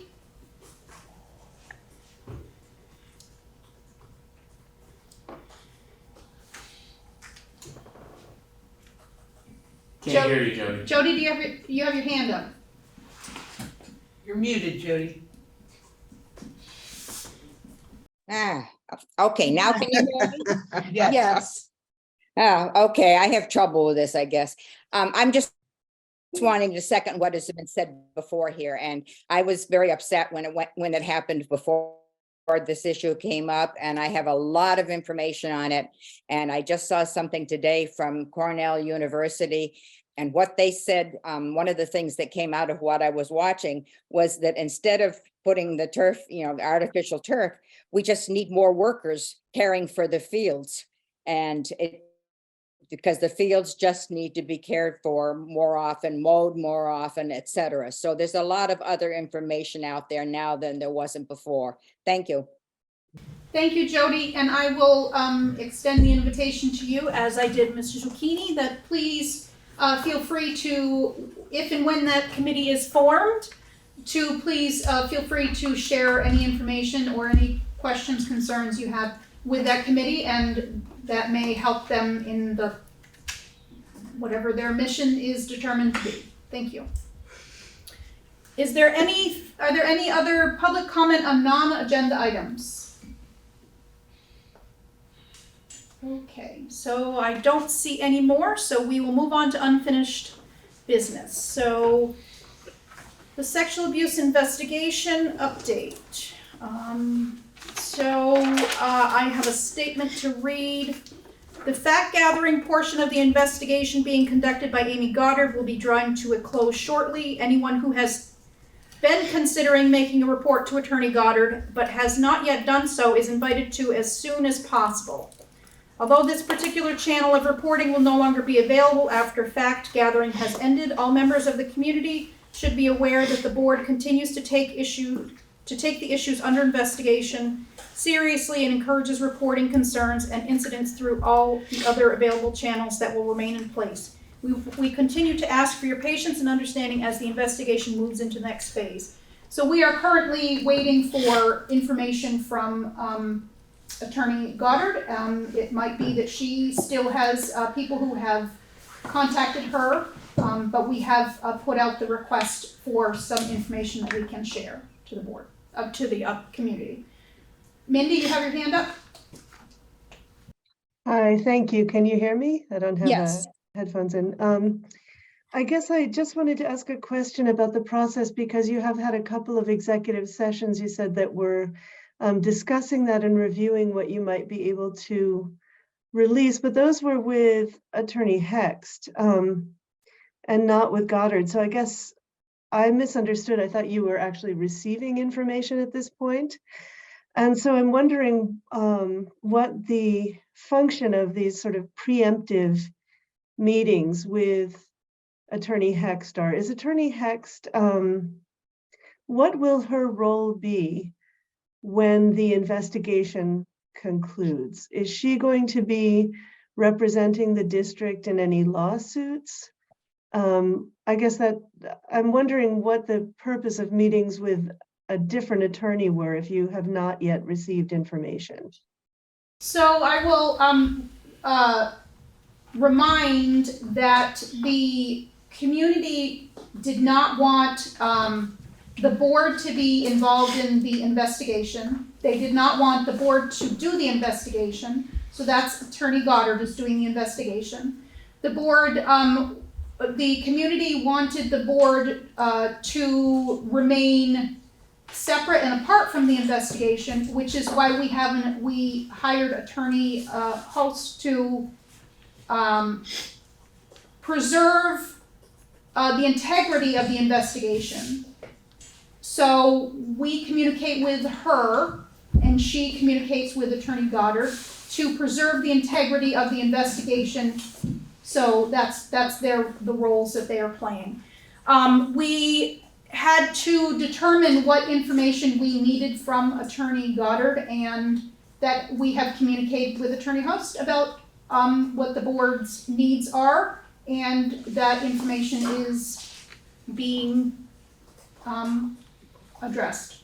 But as I said, the Attorney Goddard, the fact finding is going to be, if it has not wrapped up already, it will be wrapping up very shortly. So I can't, because I'm not in direct contact with her, I can't speak to what exactly she's working on at the moment, or where she is in the process of the report to the board. So thank you. That's clarifying. Thank you. And so Attorney Hext is not involved as a defense or in any other role in relation to the board at this point? Her only role is to interface with Attorney Goddard and to advise the board? I'm not sure what other role she would be in place of. Well, I mean, we know it's been publicized that there are lawsuits against the board, so she's not defending the board. She's not in a position of defending the board. She is not the board's attorney for that, no. Thank you. You're welcome. Kelly? I would just propose that statement that you read, that Mark send that out to all of the administrators. And if you could share it with me as the chair of the communication council, we can put it on Facebook and send it out. Sure, I will send, thank you very much, Ruby, for that suggestion. And I will send it to Mark as well. And I'll send it to the entire board, and that way Robin will have it to include in the minutes as well. Okay. Anything else on that topic? Okay. So now we will move on to the Natowich Field resurfacing campus improvements. And I will let Mark speak to whatever it is that he feels, and then we'll. Yeah, I'll just reiterate what we talked about at the last meeting, and the goal of getting this on the agenda is not to go down the rabbit hole of whether we're doing a synthetic field or a natural field. The goal was to make the board aware of the growing programs that we have on campus and the challenges that we have to continue to facilitate those activities in an equitable way. So aside from whatever happens on Natowich, we are taking some proactive approaches to move in a direction that provides more flexibility. And one of those directions is addressing a tennis field. So we're currently consulting with field experts for some clarity around direction of what we can do on tennis field. And what we're looking at is to potentially move home plate back towards the backstop 15, 20, 30 feet, which creates a larger outfield on the baseball field, which can then be utilized for soccer and field hockey games where the dirt infield doesn't come into play. So that'll open up more opportunities for different varsity sports to play under the lights and also to play on a field that supports the requirements of those sports. At the same time, we understand that the grandstand has been depleting away for a number of years and has not been addressed. So we really, over time, want to turn a negative into a positive. And we have hopes that the grandstand will turn into a multifaceted space where we can use as outdoor classrooms for teachers to utilize during the school day. Create some locker room spaces underneath the grandstand for away teams when they visit us during the fall and the spring. Upgrading the bathrooms so that they're usable underneath the grandstand, and really creating a field that represents its historical presence. And right now, it doesn't have a great representation. It needs some work. But if we can move the infield back, utilize the outfield for more opportunities, for equitable opportunities under the lights, while also addressing the grandstand where we can use it during the school day, as well as improve that space for games, maybe future graduations, a whole host of opportunities. That's the work that we're really digging into right now. We're actually focusing on tennis and how tennis can help create more equitable opportunities. Maybe not as soon as this fall, but potentially the spring of next school year. With no guarantees at this point. We're working with contractors and getting recommendations.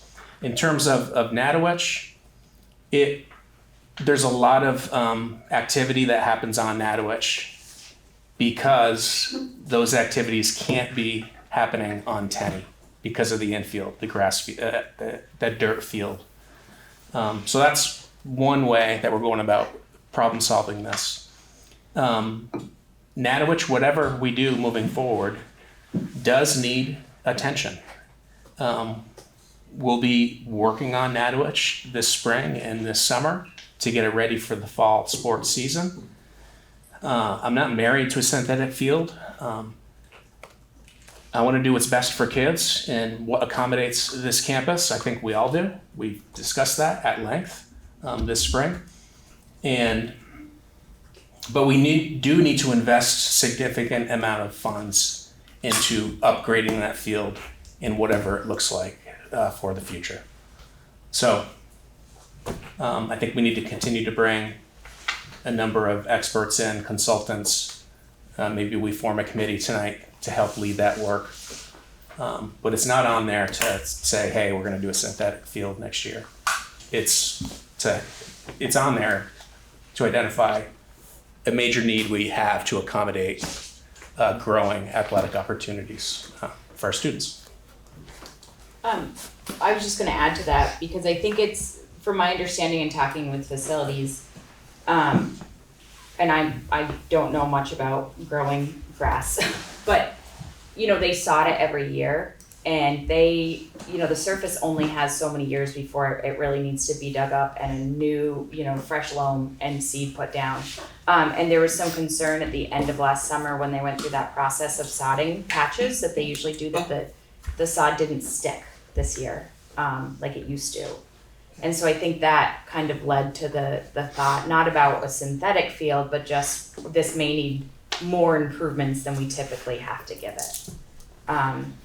And just to add to what Mark said, I met with Ricky Athey, our director of facilities today, and he's expecting a proposal tomorrow from the consultants around Tenney Field, and has reached out to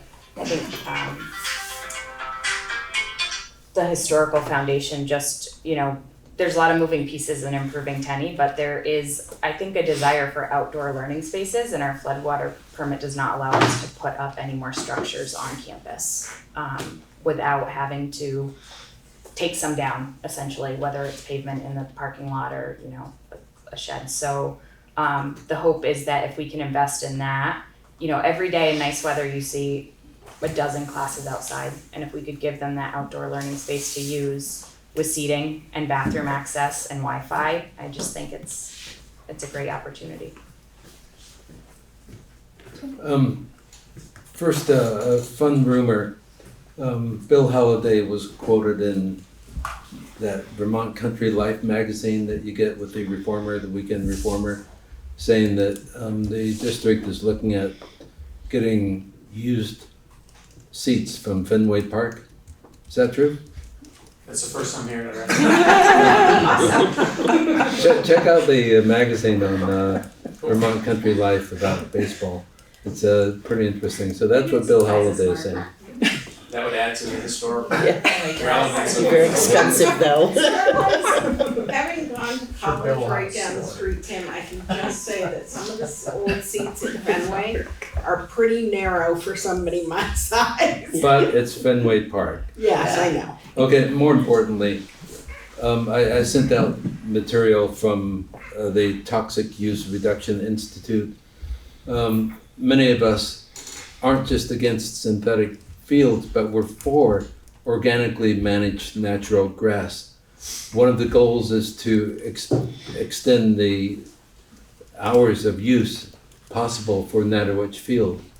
And there's strong cases that using organically managed natural grass, using compost from our own pile here in Vermont, our own compost pile, doing that right would quadruple the root size, the root length, which reduces the water usage and extends the life and the usage of the field. It just makes the field stronger, and it's just not torn up more.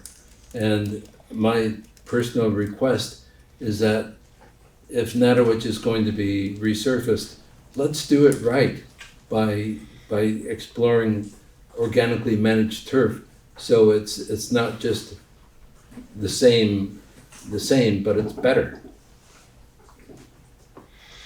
Yeah, it sounds like that would be the work of a potential committee. The one thing I would add to a committee dedicated to doing this work is if we're thinking of any significant work that takes place on Natowich next year, and I think the urgency is there to do it sooner than later.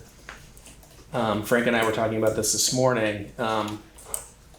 There really should be a goal date of by the beginning of November that we are identifying, what is the pathway forward to address Natowich. And if we can do that in whatever it looks like, after we talk to all the experts and decide on what fits our needs the best, by the beginning of November gives us the necessary time to develop an RFP, go out to bid, potentially break ground as early in the summer as we can after the school year. I don't know if you want to add to that, Frank, but is that? Oh, I agree. I think that's really important. I think also because this has been widely discussed throughout our communities, there's been a whole district-wide vote back in 2019. I think it lends itself to a full board discussion instead of a committee. That's just my opinion. If you go to a committee format on this and the committee makes a recommendation and the board doesn't accept that, then you're going to reset the process, and I think it does jeopardize a November, planning, knowing that every year we have a group of seniors that leave us for their career. I'd love to see us stick with what Mark is advocating for. And as I say, because it's been such a widely discussed issue, when you go to a committee format, it's sometimes a lot harder to get all the input you might want. So that's my suggestion. I had a question mark about at the last meeting. This is related to the Tenny. Yeah. That thing. So I know there's the Friends of Tenny group. You had talked about being in touch with them, and particularly every time I hear what sound like great plans for outdoor classrooms, I wonder how they would take that. And so I'm wondering if you've been in touch with the Friends of Tenny folks. I have not personally, but Ricky Aethier has, who has reported to me, and the feedback from the Tenny group is they think it's a great idea to utilize the grandstand in as many ways as we can. Good. Yeah. Yeah. Awesome. Yeah, they really just would love to see it fixed up and brought back to a usable space. Okay. Great. Sean? Yeah, I'd like to pick up a little bit on what Mark just said about the timeline, because it's what's very important, I think Mark alluded to it, is to make sure that the students aren't interrupted in their fall sports. And so it kind of compresses everything into a very short time window. So, doing a complete redo of the field, I've grown a lot of things in my life. I know that it doesn't happen overnight to all of a sudden be able to achieve a really durable, playable field quickly is difficult. So, I think that there has been mention of just trying to upgrade it as is. Eva has her hand up. Eva? Yeah, I think that what I'm aware of is we did a study years ago about organic versus synthetic turf, and the results of the study was, in my opinion, it was completely skewed towards organic turf. The person who had done it didn't give any results. I'm not organic turf. Synthetic turf. The person who did it didn't give any results about the organic process. And I'm just curious about the experts that are going to be involved. Are they, do they have expertise in organic growing, organic turf? Is it like a mixture of people who are synthetic and organic, the experts? Are we making a commitment to do organic this year? and not have, I guess my question is at what point do we just take synthetic turf off the table? Yeah, so we're doing organic this year. We're going to continue to build up that field the best we can. We're going to continue to focus on what I had shared around Tenny Field to increase equitable opportunities. And I think Frank was just saying, basically, there's been a lot of information shared. At some point, sooner than later, we just need to make a decision of what that direction is. And my suggestion is we make that decision sooner than later. So ideally by the start of November. So I want to speak to Frank's suggestion about it being a full board discussion. And my concern about doing this, of course it would be the full board making a decision. But my concern about saying that, okay, well, we're going to bring this to every board meeting, we're going to come, because this is, I expect this will be something that will be likely be on every agenda. There will, for any sort of updates or whatnot. But I can see this being an hour and a half for each, that they're going to be a lot of materials, and we would be reading through it, we'd be talking about it, and I see the value in that, of course. But for efficiency purposes, it feels to me, and I would like the board to let me know what your thoughts on this are as well. It feels to me that the most efficient use would be for the whole board to have all the materials, but a committee if there is someone that needs to be contacted, or something scheduled or something arranged for someone to come to the board, that there's a committee that does that work.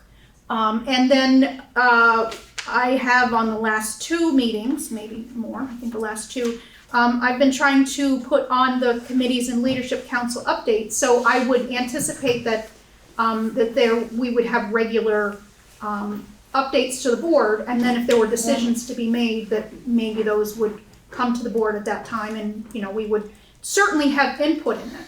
I don't expect that we would just give it to the committee and then they're going to come to us with one recommendation and say, okay, well, this is my recommendation. I expect there's going to be board activity, but I just wonder how, especially if Mark is setting this potential, I'd like this beginning of November date, I don't know how realistic it is to have this on every single board agenda and to put in that amount of time each, I guess, Sean. Yeah, as I look at it, the fiscal implications of this project are huge. So it would have to be, meeting up with what has been laid out on the capital plan very clearly, and coming up with something that is realistic in a time frame, as I said before. But also, I think to know the numbers, the expenditures, is critical in making an adequate decision. I would like to say that the PFAS issue that has been brought up here. The Senate actually passed, the Vermont State Senate passed a bill, this S-25 this spring, which says that no manufacturer, supplier, or distributor shall not manufacture, sell, or offer for sale, distribute for sale, or distribute for use in this state an athletic turf field to which PFAS have been intentionally added in any amount. So the research I've done, it almost seems like we could use that as a guidepost as to the direction that we go. It didn't come up in front of the House, but it probably will next year. So the Senate bill actually says that their mandate, if it had been passed by the House, would have taken effect on July 1 this year. So I think that might simplify the process a lot. Can I make a suggestion? I know this is an important topic for the community, and I know that there's many different opinions. I know every day there seems to be a new news article with, different, outlining a new advancement, or a House bill, or, I wonder if the school board would just outline a timeline for when a committee needed to sort of be done collecting their, evidence and deliberating, if that would be helpful. Because I do think it is important if we continue to be student-centered, that like we are looking at the schedule for the school year and what is going to be the least disruptive to our students and also the most beneficial to them, Any thoughts on the timeline? Just a suggestion, Eva has her hand up. Eva. I do believe that this process was part of the environmental committee. And to me, as just my opinion, I just think that it makes sense to bring back the environmental committee and have that be a part of the process. I just think everything that everybody has brought up, their concerns about the environmental impact and global warming and what it's doing to our water system, I think it just makes a lot of sense. So that would be my proposal would be to bring the environmental committee back and have that be a part of it. Okay. So are you making a motion to form the environmental committee to address this? The climate. Yes, Climate crisis. Thank you. Yeah, this would be my first motion ever, so I hope I'm doing it right. But yeah, that would be my motion.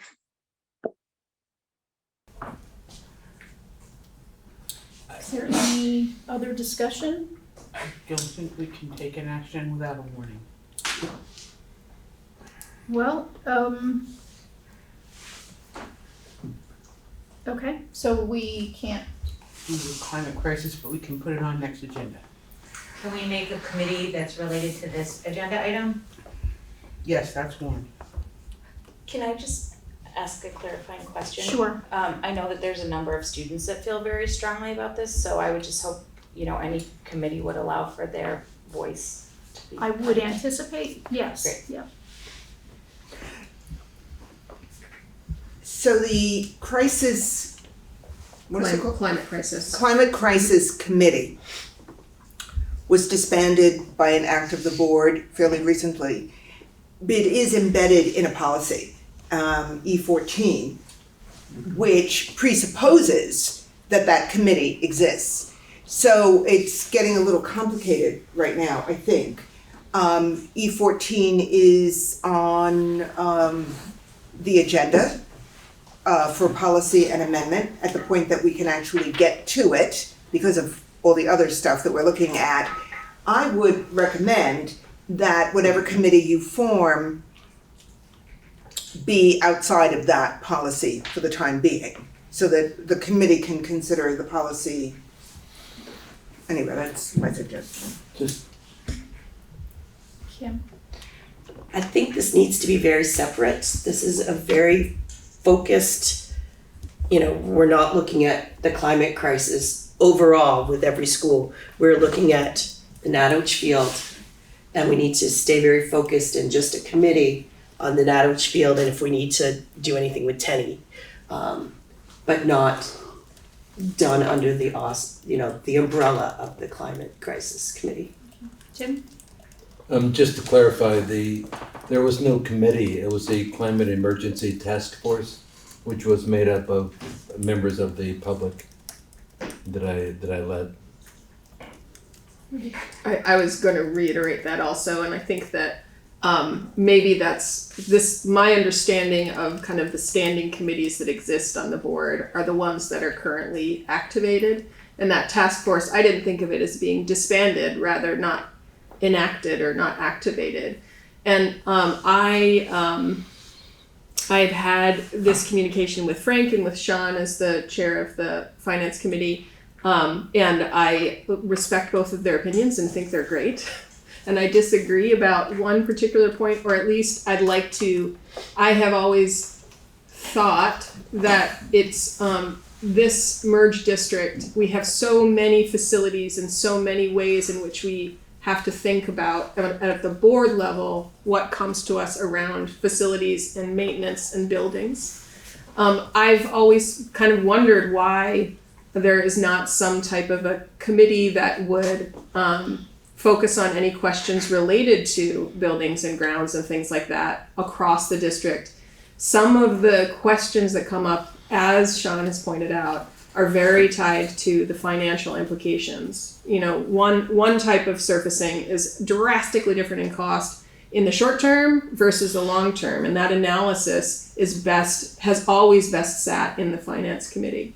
But I think the issue I see that Natowich Field brings up particularly is that it straddles the finance committee implications and the climate crisis task force. And so I think that there's an argument to be made that the finance committee should be handling this, that we create a new buildings and grounds committee, or we have a task force to discuss the resurfacing. I just think having the discussion, the entire discussion at the larger board meeting level is just us spinning our wheels. And so really diving in, a smaller group diving in, whatever it looks like, whoever it is, makes sense.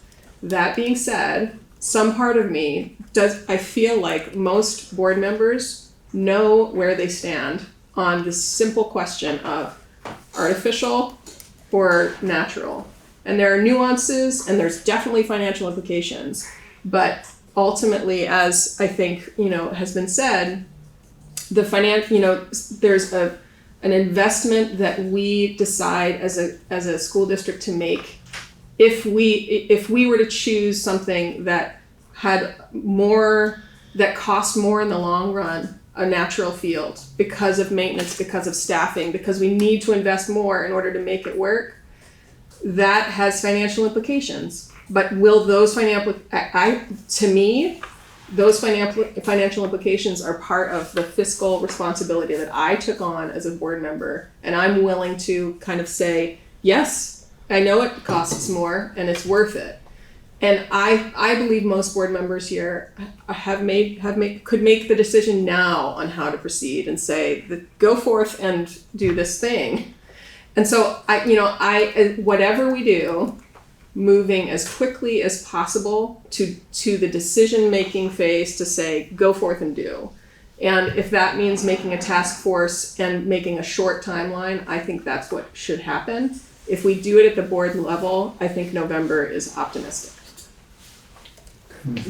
So can I comment here first? So I agree with you, Ruby. I think you're making an excellent point, except that last one. Yeah. The last one, because you have indicated, and I think correctly so, that you already have consensus on the board. You're going to move pretty quickly if you have consensus. And so what I had in mind, because we have discussed this at length for many years with volumes of documents, there's not a whole lot more to discover. So that's why I don't think you need a committee to kind of rehash this. I think, just as Mark did this evening, a quick update on the, and as you heard earlier, the deficiency in the campus to meet student needs was defined last time. We got a lot of data, it's on the website. So that's why we're doing this. We have student needs that are unmet, we need a solution. We will engage, as the administration always does, operate schools. We will engage consultants, but also obviously draw on our own experience, because most of us have been doing this a good long time.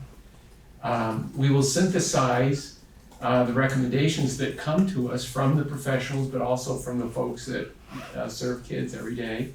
We will make those recommendations to you. I see that happening in less than a half hour, like Mark did this evening. It's essentially a progress report toward a solution. I just don't see, there's a lot of discovery, there's not a lot of analysis. You got a consensus already, we've exposed the pros and the cons. I think we can move through this pretty quickly over the next couple of months.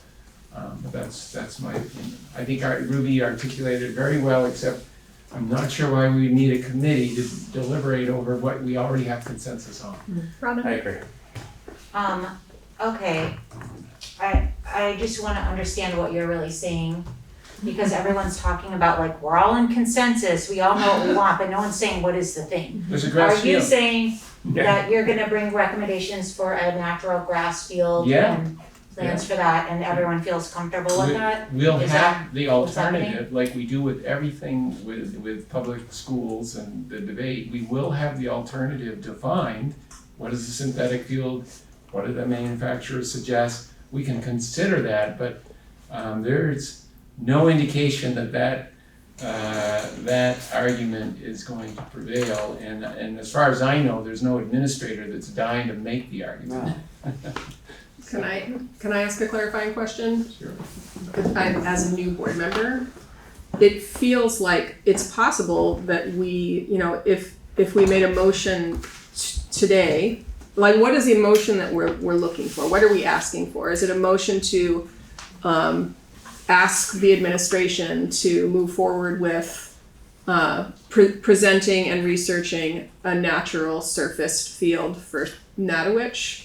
Not the patch together, make it work now, but an actual thing. Is that like a long-term solution that's natural? Is that the motion that would reflect the consensus you're talking about?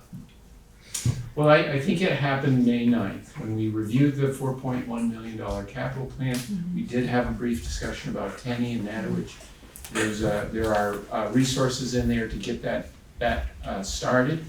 And we did specifically say, as Mark had just reiterated, it involves a safe playing surface that continues to be a natural surface. So the board approved that last March, and we're informing and we're refining, just like we always do with all of our projects as we move into bidding and design and any kind of architectural RFP. Yeah, we'll get, if we need a professional opinion that we don't have internally, then we bring that forward and it gets more discussion. So again, I think that's what we're already operating under. I know I reiterated a couple of times that board approval of that capital plan with those 42 projects means that we are authorized to move forward with those projects. And as we discussed, those were natural field improvements to make sure we have a safe playing surface for our kids. Since this is, Natowich Field is on the agenda, I think it's appropriate, and going along with Frank said, to make a motion that the board decides that synthetic fields is not a consideration for whatever is done to address the problems in the athletic fields. That's poorly stated, but basically I'm asking making a motion for the board to finally take synthetic turf off the table for consideration. Point of order, don't we already have a motion from Eva? Well, I think, I'm not sure how to, because I was told that it's not on the agenda, so we can't. Okay.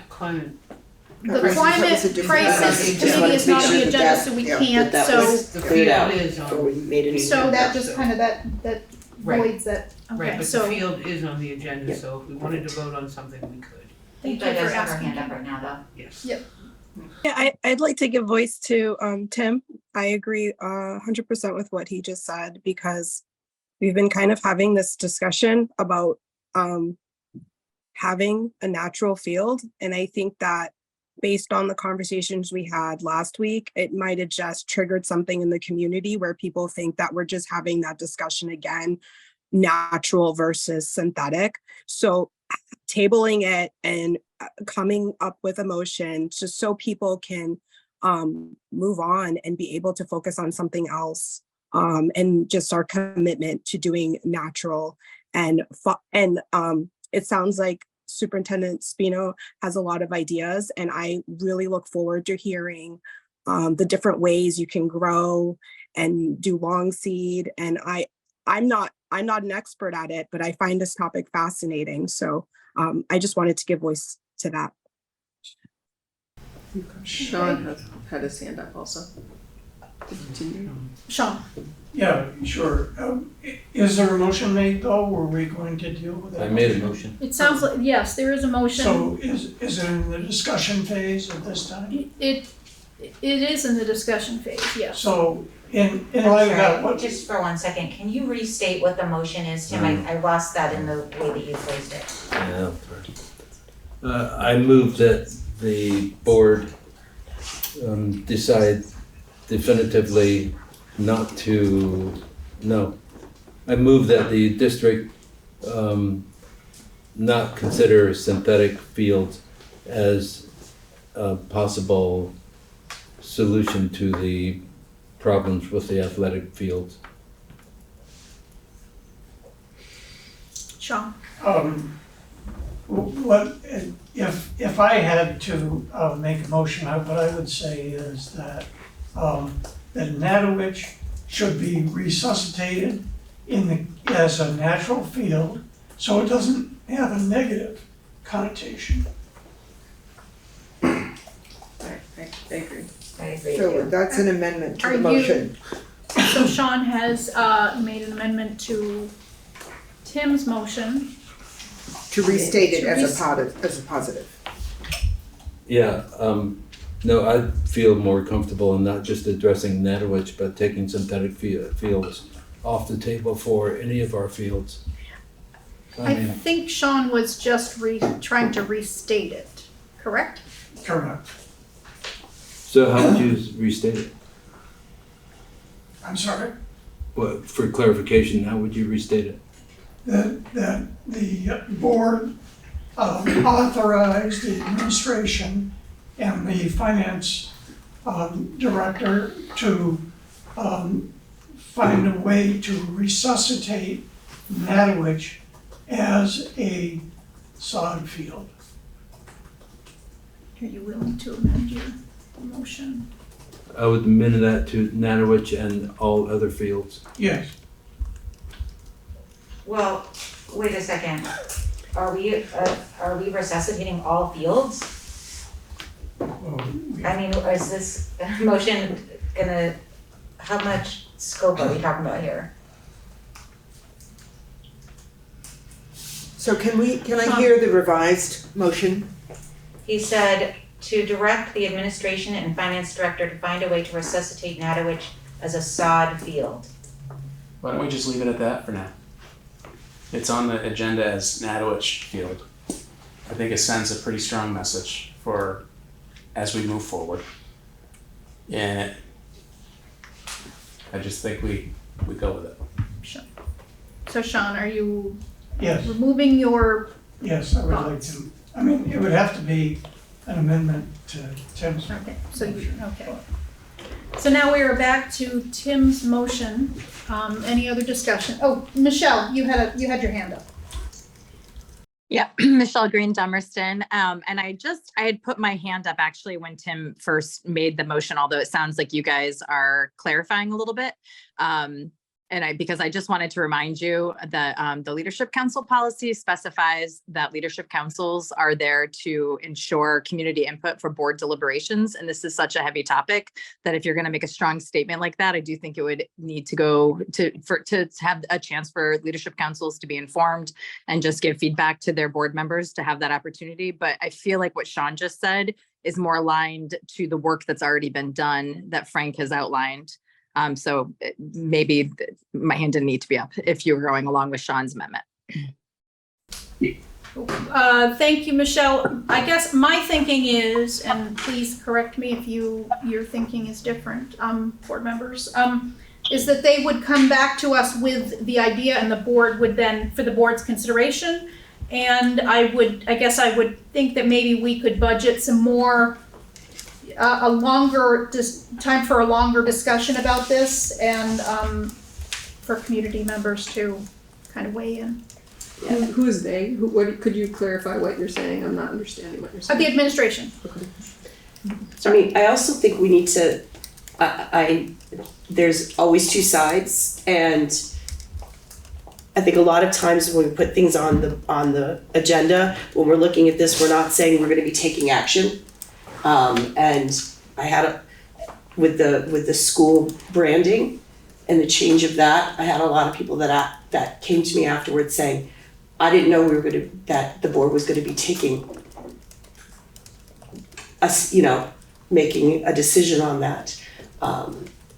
And I think we need to make sure that we're letting the community know that we're making a very big decision that some people feel a different way about. And people will be like, there was no call out that you're gonna be making a decision on this tonight. And because they might not have realized that and would have showed up for the meeting. That's a good point. Deborah? So just, I appreciate the community might know, and I appreciate our conversation about having an executive summary at the front end of the minutes, which exist. And I just want to say thank you very much to that on the May 9th minutes. In the same light, it is on the agenda, and it was on the agenda 2 weeks ago with all the documents, 136 pages attached. So how much more notice do we give to community? And I'm not being disparaging of that, I'm just trying to figure out how do we move forward in a reasonable time frame. Community does know, leadership councils do know, it's on the agenda. I just wanted to go back and just building on what Kim said, the root of the issue is what was laid out by the athletic director and the administration a few weeks ago, that the fields are incredibly taxed and overburdened, and the charge is for the administration to come up with a solution to that problem. And so natural fields are beautiful and they're incredible. I don't know, if you're gonna spend the money on a new sod, does that solve the problem? Is a fundamental question that is missing here when you just make a decision to pull any type of turf field off the table. It's limiting what the solutions could be.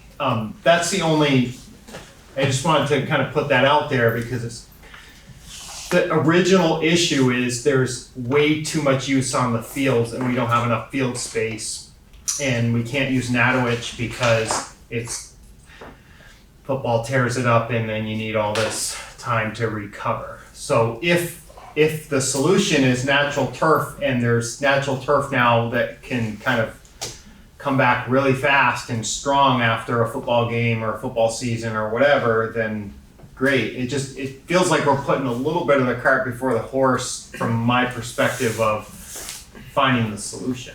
But that was just my 2 cents on it.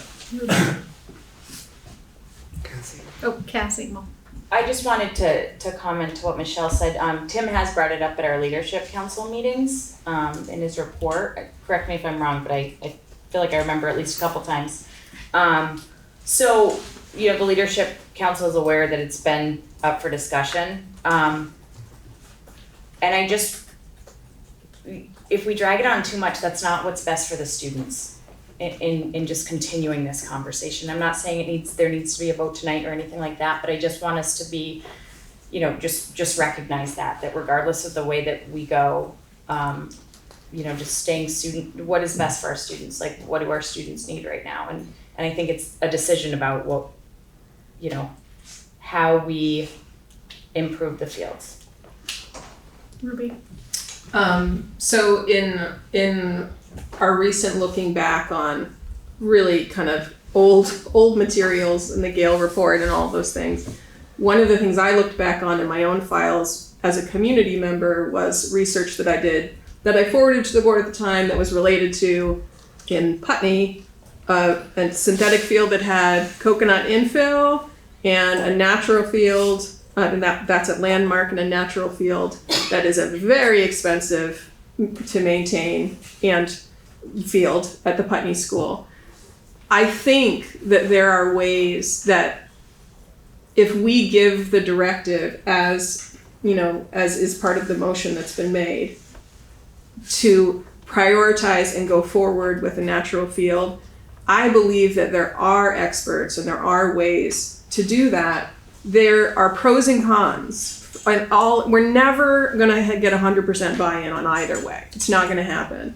But I feel like if the motion that's on the table, I think that if we were to act on that tonight, if we move forward and make that motion or vote in that favor, whatever, I think that would be the right way to go. And it would give the administration a direction and a way to move. And there's a lot of work that would need to be done. I don't think that it's all about just, you know, resodding every year. It could be saying this field is out of commission for a whole year. And, you know, like that has to be dug up, redone, and the whole foundation needs to be rebuilt. That's the work that I saw happen down the road from where I live in the Putney School. It was painful for the students for that year, but it was a decision, and now they have a beautiful field. Is it the perfect field? I don't know. But if we don't give the direction to go forward in that way, then we're just going back and forth over this question around synthetic or natural. You've got Lana. Lana?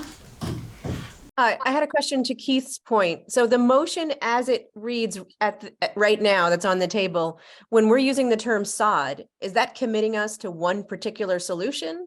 Or is that saying that there are a bevy of natural solutions and we're going to commit to that as opposed to artificial? Because if it is committing us to one particular thing, I suggest that we amend to say that we will commit to a natural option over synthetic or over artificial, instead of pigeonholing ourselves into one option that we're not quite sure about. I don't know that with what the word sod means. Does it mean a whole bunch of things, or does it just mean one particular thing? Clarification, I say, when I say sod, I mean grass, growing grass. When I say turf, then that's an artificial field made out of plastic, so. Would it be possible, and I don't know what other people think about, making the motion that we will seek a natural solution, or that we will, keeping it positive, you know? Yeah. Well, that's, Tim, are you willing to amend your motion? Absolutely. How, Lana, what would be your suggestion to, Tim amending his motion? You wanna just change the word sod to natural grass, so that's more. Or just natural to a natural alternative, or to, because I think Keith is correct. There are many different options that we don't know about, and we don't want to just have committed to one. Right? We want to stay away from artificial, we want to stay away from the chemicals, but there might be more than one natural solution. Tim, are you willing to amend your motion? Yes, and I asked to Robin, can you read the amended? This is what Sean's language was, and now we're considering whether we want to adjust that. But what he originally said was to amend the motion to instead say, direct the administration and finance director to find a way to resuscitate Natowich as a sod field. What if we said as a natural field? Or natural surface. That's fine. Is that clear for everybody? Yep. And I'm curious, Keith, does that work with what you were saying? I think so. I was just sharing my opinion. I just wanted to keep options open. Obviously, you don't want synthetic and the things that have chemicals, but maybe there's something out there that's coconut or whatever that could be a solution that isn't, hurting the environment, that would increase the field usage. That was really all my point. Okay, so just to repeat, the current motion as agreed in a friendly amendment by Tim is now to direct the administration and finance director to find a way to resuscitate Natowich as a natural field. Great. Natural grass field. Or Okay, I'm gonna go to Eva and then go to Nancy. Eva? I just wanted to just say that, since we've had this conversation years ago, and there was a real uproar in the community against the synthetic turf, the technology has changed. So it would make sense for us to investigate what new technologies, and then also looking at different colleges and different schools that aren't in our state or maybe another state, and seeing what they're doing and how that's working for them. I don't know if that could be included in the writing, but that's just something that I'm writing down and thinking of. Nancy? Lana used a really great wording when she talked about a natural solution. Because, and the reason I say that is that Tim goes back to grass, but what if the solution isn't grass at all? It's something else that's a natural solution. I just think saying it's gonna be a natural solution opens up all of those things with eliminating artificial at the same time. So that would be my only thing. I don't wanna, I just like the idea of a solution versus saying grass, because gosh knows what's down the pike or on the internet right now. So at this point, I don't think we have a solution. And I don't know that I'm part of consensus on this at all, because this is out there for discussion. And I'm not gonna sit here and act as if I know how I'm going to vote when I actually don't have anything in front of me to make an informed decision. So I would like to get this, I think this was Ruby's suggestion. Let's get this to BUHS administration so that they can bring students on board, which is missing from this conversation. I mean, we do have a student who comes regularly, Django Grace, but that's one student voice in this. Let's get this over to Fiscal. Let's see what the money looks like. Let's see what the projections are. I would like to move it in that direction so that in, I don't know, a day, they can come back with a solution. Meaning 2 weeks, 4 weeks, that's what I mean. But at some point, again, sooner than later, let's just move this along. Lana has her hand up. Lana? To that end, I think that this motion gets us there. I believe that this motion allows the administration and finance and everyone to move forward with coming up with a solution, especially if we don't pigeonhole ourselves with the language. And I believe the motion sends a strong message that we're moving quickly. Gives us some clarity. It gives us some clarity around parameters and how we're going to address it. And I was just gonna say the same thing. I think it allows us to have our facilities director reach out to the people that know about grass, right? Like we have great groundskeepers, but that is not their particular specialty. And I think giving us that avenue to then go out to the experts to bring back the proposal is important. Can I hear the motion one more time, please? The motion is to direct the administration and finance director to find a way to resuscitate Natowich as a natural field. I'd like to call the question. Okay, so the question has been called. So all those in favor of Tim's motion? Oh, no, they call the question. The question. We call the have to question. vote on the call I the know. question. Oh, okay. Sorry. All those in favor, am I not? Of the You have to question. vote on closing debate. Oh, Yeah, right, that's what you're okay. saying, yeah. Slap my hand. Slap All your hand. those in favor of closing debate, please signify by saying aye. Aye. Any opposed or abstentions? Okay, so debate is closed, so now we are back to the motion. All those in favor of the motion as read, please signify by saying aye. Aye. Any opposed or abstentions? Okay, so we now need to do Which a one? roll call vote. Are you opposed or abstention? I'm opposed. Oh, we've got it. Okay, so I am, let's see, Ruby, Aye. Tim, Aye. Deborah, Aye. Robin, Aye. Sean, Aye. Anne, Aye. Lana, Aye. Eva, Aye.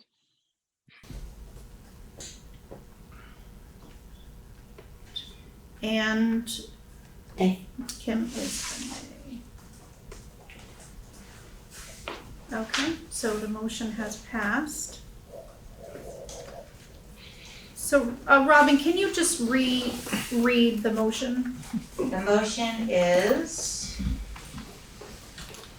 that we direct the administration and finance director to find a way to resuscitate Natowich as a natural field. And right now we have 8 voting in favor and 1 opposed. Okay, so the motion has passed. I guess I will ask Robin if you can send that motion to Mark and Frank in a separate email so that they have them. Yes. And actually include the admin at the high school. Okay, I will do that. Thank you. It actually could be all the administrators in the district. That was my intention. I brought this up at the Guilford Leadership Council last Thursday. So there was, they're definitely aware of it. And, they do have an involvement. Okay. So it looks like we are, anything else on this topic, or are we ready to move on? Okay, moving on. We have already done the school branding, so that was a very quick number C. We'll move on to board matters training, committees and leadership council updates. So I think Ruby has something to address, but I will first say that I did send out, Ruby was kind enough to share the Putney Leadership Council meeting norms, and I did share it with the board. So if we wanted to talk about whether these are ones we would like to adopt, or if we would like to change anything, or Sean. The last bullet point was try to finish meetings in a timely manner, and I don't think that's realistic for this board. Depends on what you define as timely manner. Yeah, and that's my cue, I got to go to bed. Okay. So are you suggesting that we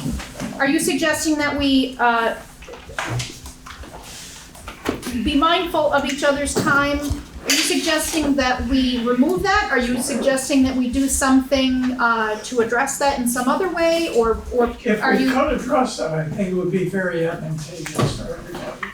But so far, there has been no successful attention drawn to that. So, I mean, it's, So then let me ask you, we just a moment, Rob, we have 2 executive sessions for this evening. Are you suggesting that maybe we handle that handle those type of issues, but for emergent things, are you suggesting that we handle those on a night that's not a board meeting night?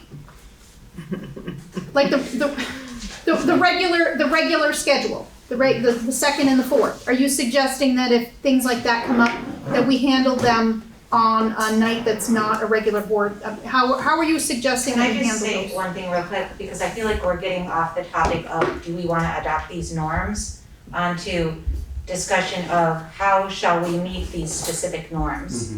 So I feel like that is a good conversation to have, but right now, we're just talking about, are these good norms for our board to use? Okay, thank you.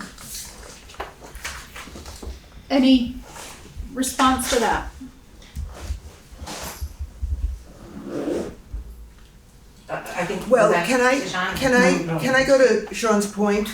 And that is, with consideration for time, do we want to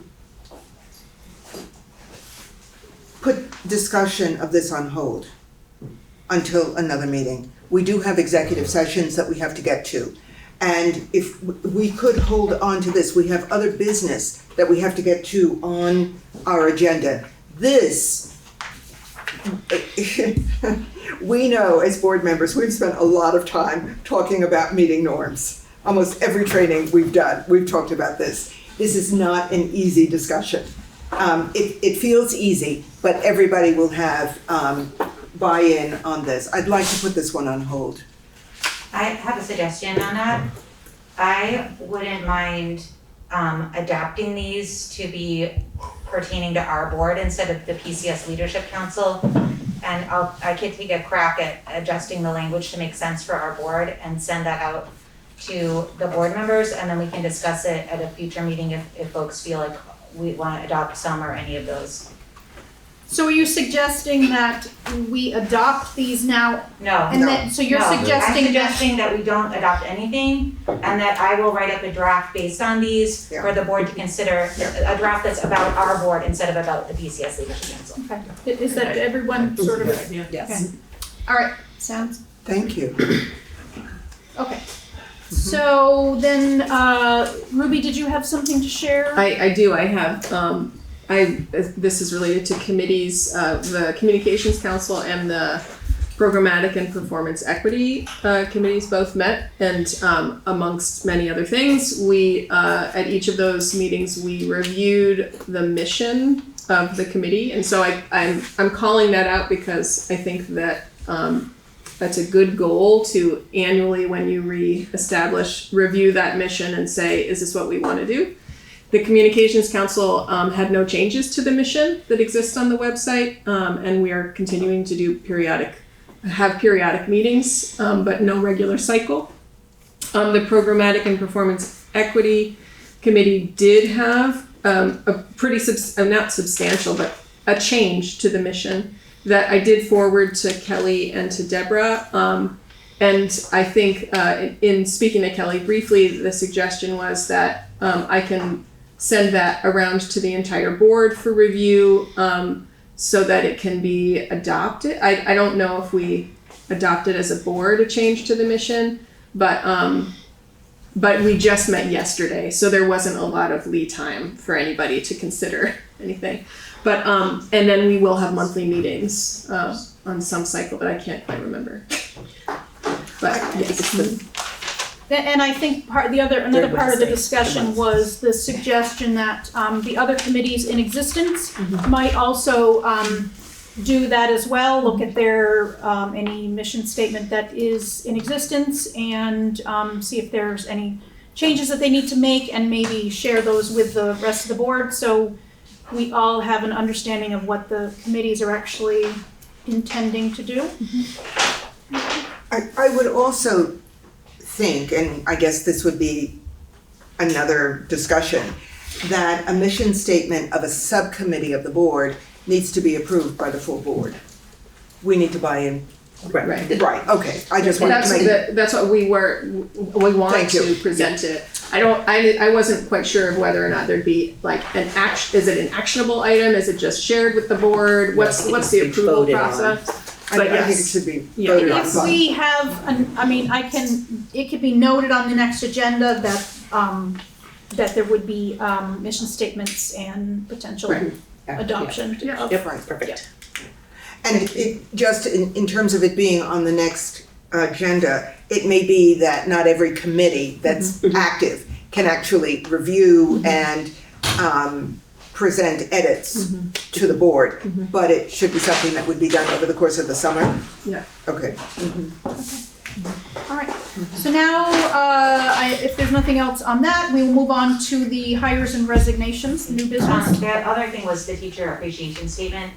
Yes, there was, I mean, yes. should I read that again? So Yes. reaching the same point as we did the last meeting where like everyone's leaving, but I just wanted to say this in the ears of the people who are present to hear it.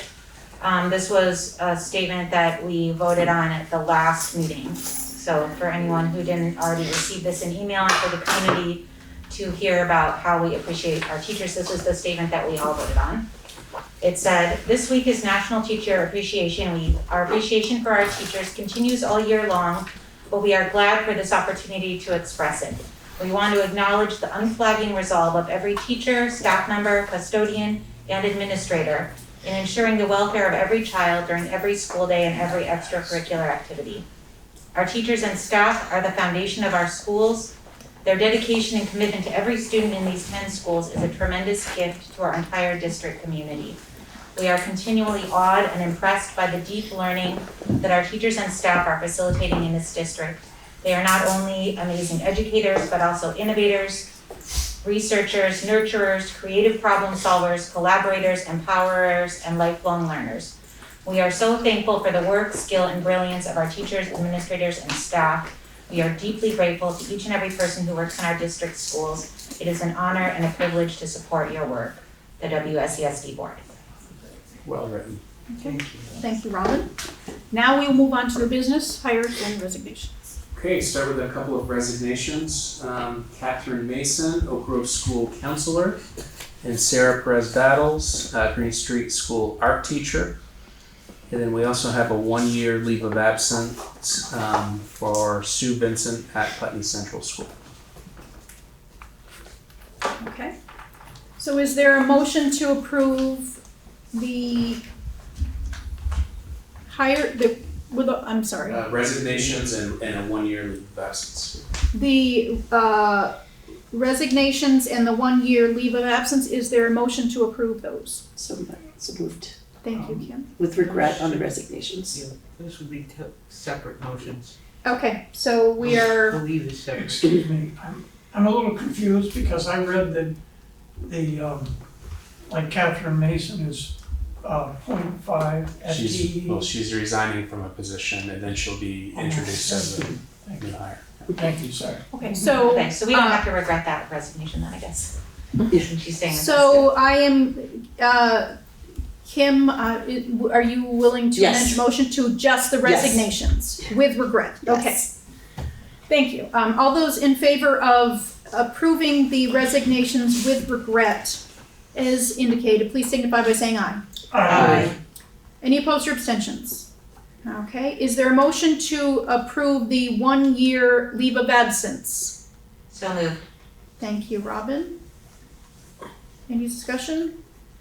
All those in favor of approving the 1-year leave of absence, please indicate by saying aye. Aye. Any opposed or abstentions? Okay, thank you. Okay, new hires. At BAMS, we have Christina Deal for the position of academic support. At BUHS, we have position of social worker for John Ward. At Oak Grove School, we have Jacqueline Bristol coming into the position of 6th grade teacher. At Oak Grove School, we have Rachel Loomis Foster for the position of behavior interventionist. At Oak Grove School, we have the selection of Catherine Mason for the position of .5 social worker. And at Putney Central School, we have the selection of Laura Casey for the position of academic support teacher at Putney Central. And at Putney Central, the selection of Angie Dodd for the position of foreign language teacher. Again, that's at Putney Central. So is there a motion to approve the new hires as listed by Mark? So moved. Thank you, Anne. All those in favor, is there any discussion? All those in favor of the new hires, please signify by saying aye. Aye. Any opposed or abstentions? Okay. Student representative applications. Kim, would you like to address that? Student representative applications, well, yeah. So a notice has been sent out to the high school at least once, and we've gotten one application. So Deborah and I are going to see what happens at the deadline, 5 o'clock tomorrow, to see how many applications we get. And if needed, we'll extend the deadline. Okay. May I ask what the notice was? Was there a descriptor of what the job is and what incentives there might be? Yeah. Well, yeah, but we didn't state what the stipend would be. Mm-hmm. But that there would be one? Yes. Okay. Yeah. That's in the notice, yes. And the description of what's expected or? Mm-hmm. Yeah. Mm-hmm. The time commitment. Got it. To the best of our ability. Do you want it? No. Okay. Just wondering if it's, just wondering. Mm-hmm. So, what are you hoping to come to the board with at the next meeting? In 2 weeks? Mm-hmm. Hopefully with I don't know if we'll have time for the interviews, but at least some applicants and schedule for interviews. Okay. Can I ask a question? How many students are you looking for? 2 student reps. So I work with a student safety group and they were all talking about it today. Oh, that's good. So it is being talked about and they were talking about the deadline. Good. One of them I know did apply already and great the other one news. And this is a very small group, so it was, the fact it happened to be brought up today.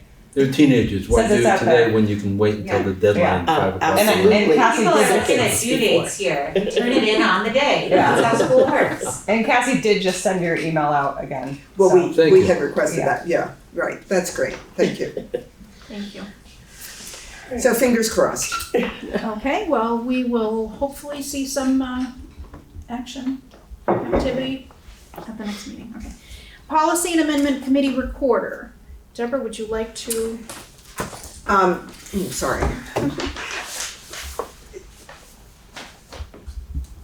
So currently the Policy and Amendment Committee is functioning without a recorder. We did reach out to the district's recorder, Wendy Levy. She is unable to help us out on this committee. We are desperate. We have 4 board voting members on that committee. And right now, the responsibility of scribe is ricocheting between 2. That actually takes a board member out of discussion for the most part. You're doing this juggling act. Robin has spoken about this. Wendy Levy has spoken about this. You can't do both at the same time to be really effective.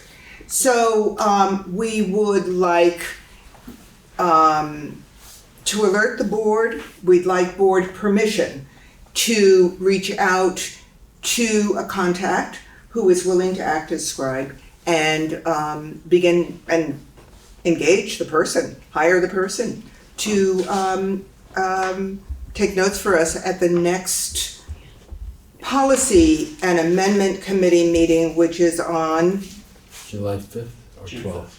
I'm sorry, when? June 5th, I believe. June 5th, on June 5th. And that would, enable us to see the notes and move forward in that way. So I'd like board permission to go ahead and do that. I move that we empower the Policy and Amendment Committee to hire a recorder for their meetings. Is there any discussion? I was just gonna ask, what is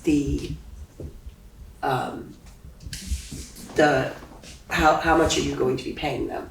How much are we approving to be paying them? So we discussed that. Okay.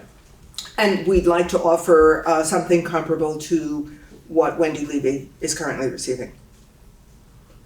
I don't know if I'm at liberty to say that at a public meeting. I don't think so. I'm very uncomfortable doing that. No, I will not. I would not No, want you to. I will not do Yeah, that. and I wouldn't want you. So we are gonna go comparable. Okay, Yeah. perfect. Thank you.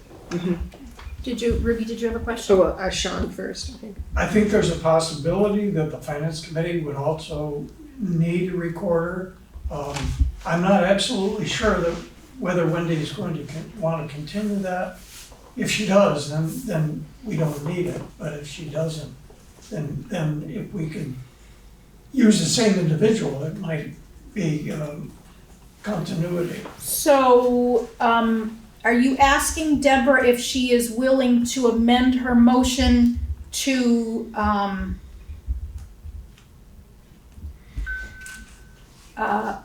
well, It was my motion. I'm sorry, Robin. That's okay. Well, it almost feels like we should do them as two separate, perhaps we can hold. I don't think that needs to be included in this motion, but maybe that could be like a conversation where you could put that person in touch with Sean and Yeah, they okay. end up needing someone to send to. Okay, all right, so Robin, can you read your motion again? See, this is exactly why they need a recorder, because I did not write down my own motion There we because I was go. talking.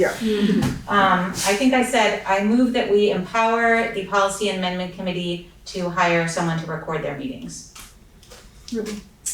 So I have really no objection to that motion. I think that this is definitely a needed thing.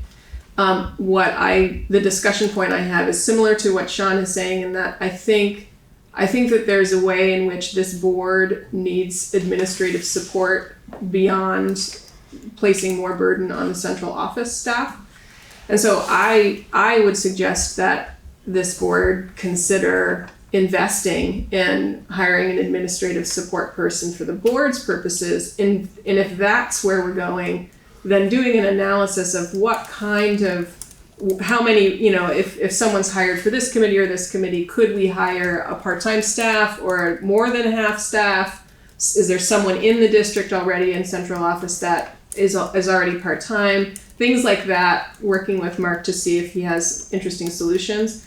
I would just encourage us to think that way. And that's not something we need to decide today, but I think it could be a good goal for the summer to consider. But that being said, I think Robin's motion is just stellar. Ruby, would you mind sort of putting that thought into an email and sending it to the whole, I mean, it's helpful. I actually have had the benefit of having that sort of thought put to me before, but maybe the whole board having being able to see it in writing and being able to kind of mull it over, and then maybe if action is desired at the next board meeting, then maybe, no, thank you. So, is there any more discussion on Robin's motion? Seeing no hands, I will ask if all those in favor of Robin's motion, please signify by saying aye. Aye. Any opposed or abstentions? Okay. So the Policy and Amendment Committee is empowered to locate a person to assist with recording. We are very happy. Okay, so we have two last things. They are executive sessions. I'm going to take a 5-minute break before we go into the first executive session, and there will be no action taken after either one of them. Okay, so we are returned from our very brief break. And I'm going to, even though Deborah and I as the chair and vice chair, and Anne and Carrie Amadon as the chair and vice chair of the SU board. We attended a training along with Mark Spino as the superintendent. We attended a training of the VSBA. I have not received the slides, and when I do, I will forward them along to the whole board. But they did address that we would not, particular items going into executive session need to have a finding and some do not. Until I have an opportunity to send those slides to the board, so it's very clear to each and every one board member. I will, for these next two executive sessions, I will still ask for the two separate motions. Which is, the first one, is there a motion to find that premature general public knowledge would clearly place the public body or person involved at a substantial disadvantage, noting that the board will, anticipating a separate motion under 1 VSA 313A 1A contracts. Is there such a motion? So moved. Thank you, Deborah. Is there any discussion? Okay, all those in favor of making that finding, please indicate by saying aye. Aye. Any opposed or abstentions? Okay. Is there a motion to go into executive session under 1 VSA 313A 1A contracts? So moved. Thank you, Deborah. Is there any discussion? All those in favor of going into executive session under 1 VSA 313A 1A A1A contracts, please signify by saying aye.